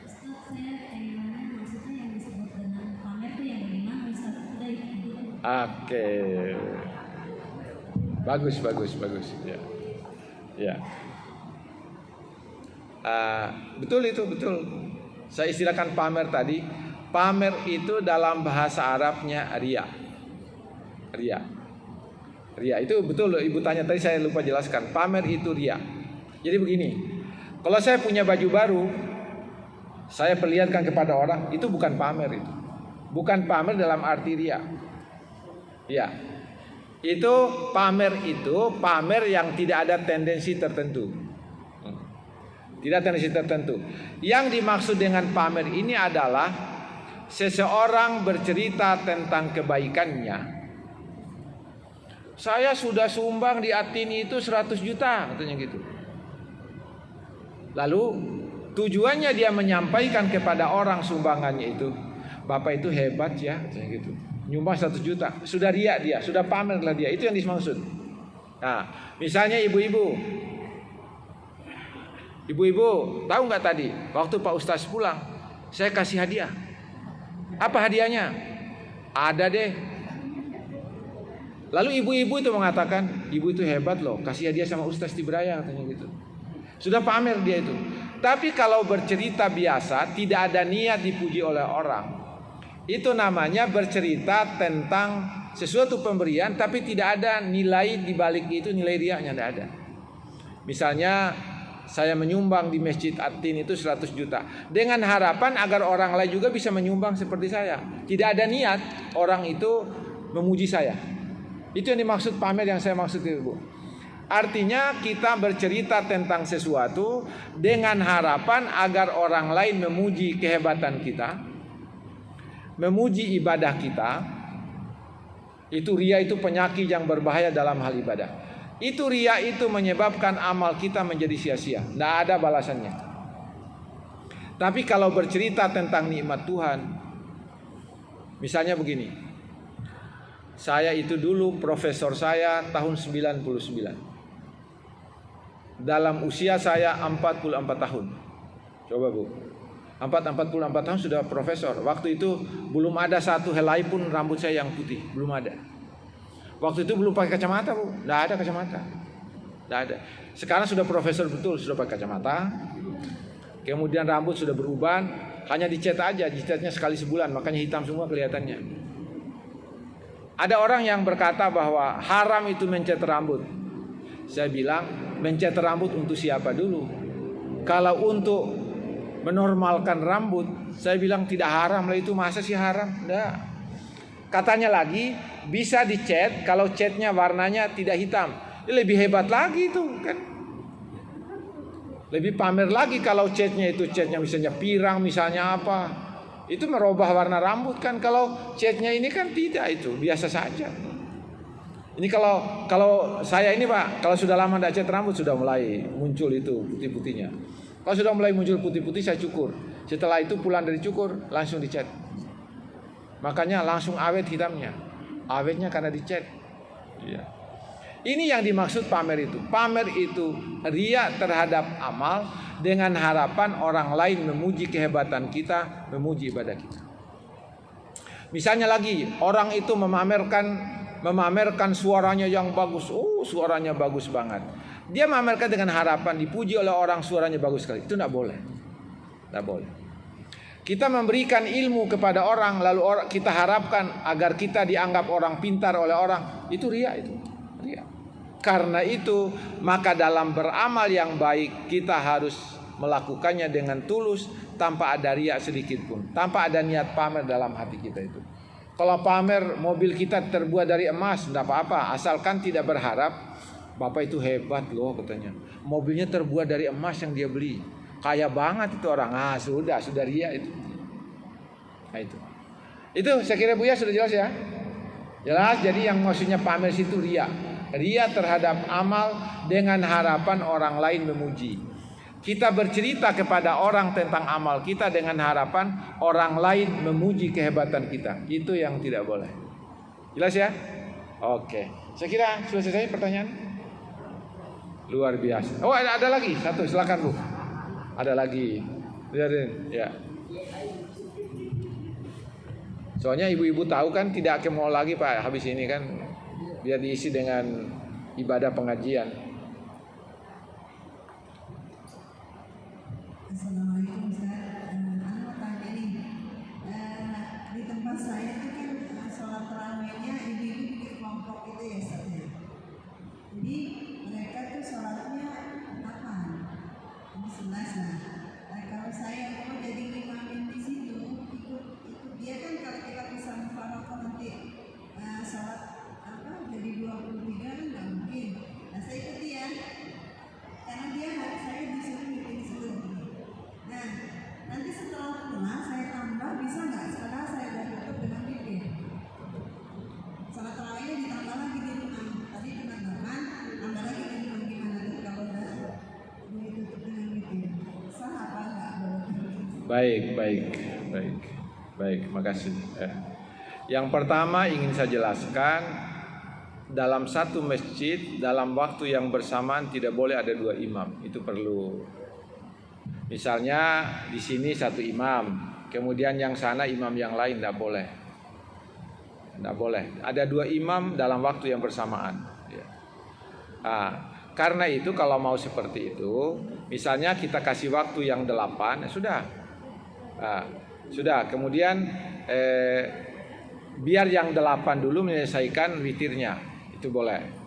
Tapi tidak boleh di sini menyelesaikan 20, yang sana menyelesaikan 8 witirnya. Tidak boleh itu. Tidak boleh dalam satu masjid dalam waktu yang bersamaan ada 2 imam. Tidak boleh. Ya. Karena itu maka harusnya itu witirnya cukup dilaksanakan sendiri-sendiri. Tidak boleh ada 2 imam.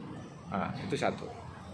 Yang kedua, apabila tarawih itu ibu 8, kemudian mau nambah lagi menjadi 20 di sana, itu biasanya witir itu dilakukan apabila sholat tarawih sudah selesai semua, sudah tuntas. Nah, dalam hal seperti ini harusnya ibu kalau sudah selesai 8 mau nambah lagi, ibu jangan tutup dengan witir, karena witir itu penutup sholat sunnah. Nah, bagaimana caranya dalam hal ini ibu menjadi imam? Mungkin baiknya nanti ada orang lain yang menjadi imam untuk mereka. karena bilang saja bahwa saya tidak bisa memimpin witir karena saya mau nambah. Saya yang begitu selalu. Tetapi kalau ibu juga memimpin itu cukup dengan sholat tarawih 8, itu juga mungkin bisa karena kita mendapatkan pahala berjemaahnya. Pahala berjemaahnya menjadi 75 ya. 75. Tapi memisahkan sholat tarawih kemudian tutup dengan witir belum pernah saya dengar dan belum pernah saya lihat dasarnya. Jadi bagusnya setelah sholat witir, setelah sholat tarawih sholat witir, tidak boleh tarawih dipisah. Karena itu lebih baik ditunda witirnya nanti tengah malam kalau kita menyambung. Saya selalu begitu kalau ketemu dengan masjid yang 8 rakaat jemaahnya. Saya biasa bilang saya tidak ikut tarawih ya, tidak ikut witir ya, saya hanya sampai 8 karena saya mau nyambung. Kalau yang 20 saya langsung nyambung.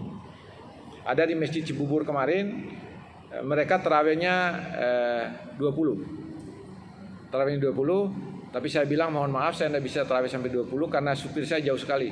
Supir saya itu di Pondok Cabe sana itu. Saya bilang nanti saya tambah di rumah, saya bilang begitu. Cukup saya 8, itu. Di situ tarawihnya 20. Dulu pernah 28, ada 20 ada 8, tapi sekarang saya lihat sudah 20 semua saya lihat karena mungkin mayoritasnya di situ. Pantas saya bilang jamaahnya agak berkurang, biasanya full itu Pak. Waktu dulu 28 ya. Jadi mereka nanti yang 8 itu sholatnya diberi waktu oleh mereka untuk menyelesaikan yang 8 dengan witir. Jadi yang 20 berhenti dulu. Tapi kemarin saya lihat tidak lagi. Sudah mayoritas 20, jadi langsung 20 nyambung. Ya. Itu jadi istilahnya witir itu penutup sholat sunat. Sholat sunat yang kita mau lakukan tidak boleh dipisah. Ya. Witirnya boleh diundur, tapi sholat tarawihnya tidak boleh dibagi-bagi. Ya. Saya kira itu. Baik Bapak Ibu, luar biasa. Kita hampir 2 jam, 1 jam 56 menit. Ini Bu nanti saya akan sebarkan, nanti biasa Ibu dengar lagi. Nanti saya minta ke Hairudin untuk jadi saya nanti masukkan ke YouTube dulu, dari YouTube baru disebarkan. Nanti saya kirimkan ke Pak Mehmet atau siapa nanti itu. Itulah saya kira Bu ya. Saya kira itu cukup sekian pertemuan kita pada hari ini. Semoga nanti kita mendapatkan malam Lailatul Qadar. Baiklah, sebagai penutup kita membaca doa Al-Fatihah. Al-Fatihah. A'udzu billahi minasyaitonir rajim. Bismillahirrahmanirrahim. Alhamdulillahirabbil alamin. Arrahmanir rahim. Maliki yaumiddin. Iyyaka na'budu wa iyyaka nasta'in. Ihdinas siratal mustaqim. Siratal ladzina an'amta 'alaihim ghairil maghdubi 'alaihim waladdallin. Amin. Amin. Alhamdulillahirabbil alamin. Hamdan yuwafi ni'amahu wa yukafi'u mazidah. Ya Rabbana lakal hamdu kama yanbaghi li jalali wajhikal karim wa azimi sultanik. Allahumma ighfir lana dhunubana wa liwalidina warhamhum kama rabbawna shighara wa li abaina wa li ummahatina wa li abnaina wa li banatina wa li ajdadina wa li jaddatina wa li usulina wa li furu'ina wa li masyayikhina wa li muallimina wa li mudarrisina wa liman ahsana ilaina wa liman da'a lana al-khair ولجميع المؤمنين والمؤمنات والمسلمين والمسلمات الأحياء منهم والأموات إنك سميع قريب مجيب الدعوات يا قاضي الحاجات اللهم ربنا تقبل منا صلاتنا وصيامنا وقيامنا وزكاتنا وصدقتنا وتهشؤنا وتعبدنا وتمم تقصيرنا يا رحمن يا رحيم برحمتك الواسعة اللهم ارزقنا رزقا حلالا طيبا مباركا فيه اللهم زدنا علما وارزقنا فهما إنك أنت خير الرازقين ربنا آتنا في الدنيا حسنة وفي الآخرة حسنة وقنا عذاب النار وصلى الله على خير خلقه محمد وعلى آله وصحبه وبارك وسلم والحمد لله رب العالمين. Lebih dan kurangnya mau dimaafkan. Wallahu muwaffiq ila aqwamit thoriq. Wassalamualaikum warahmatullahi wabarakatuh.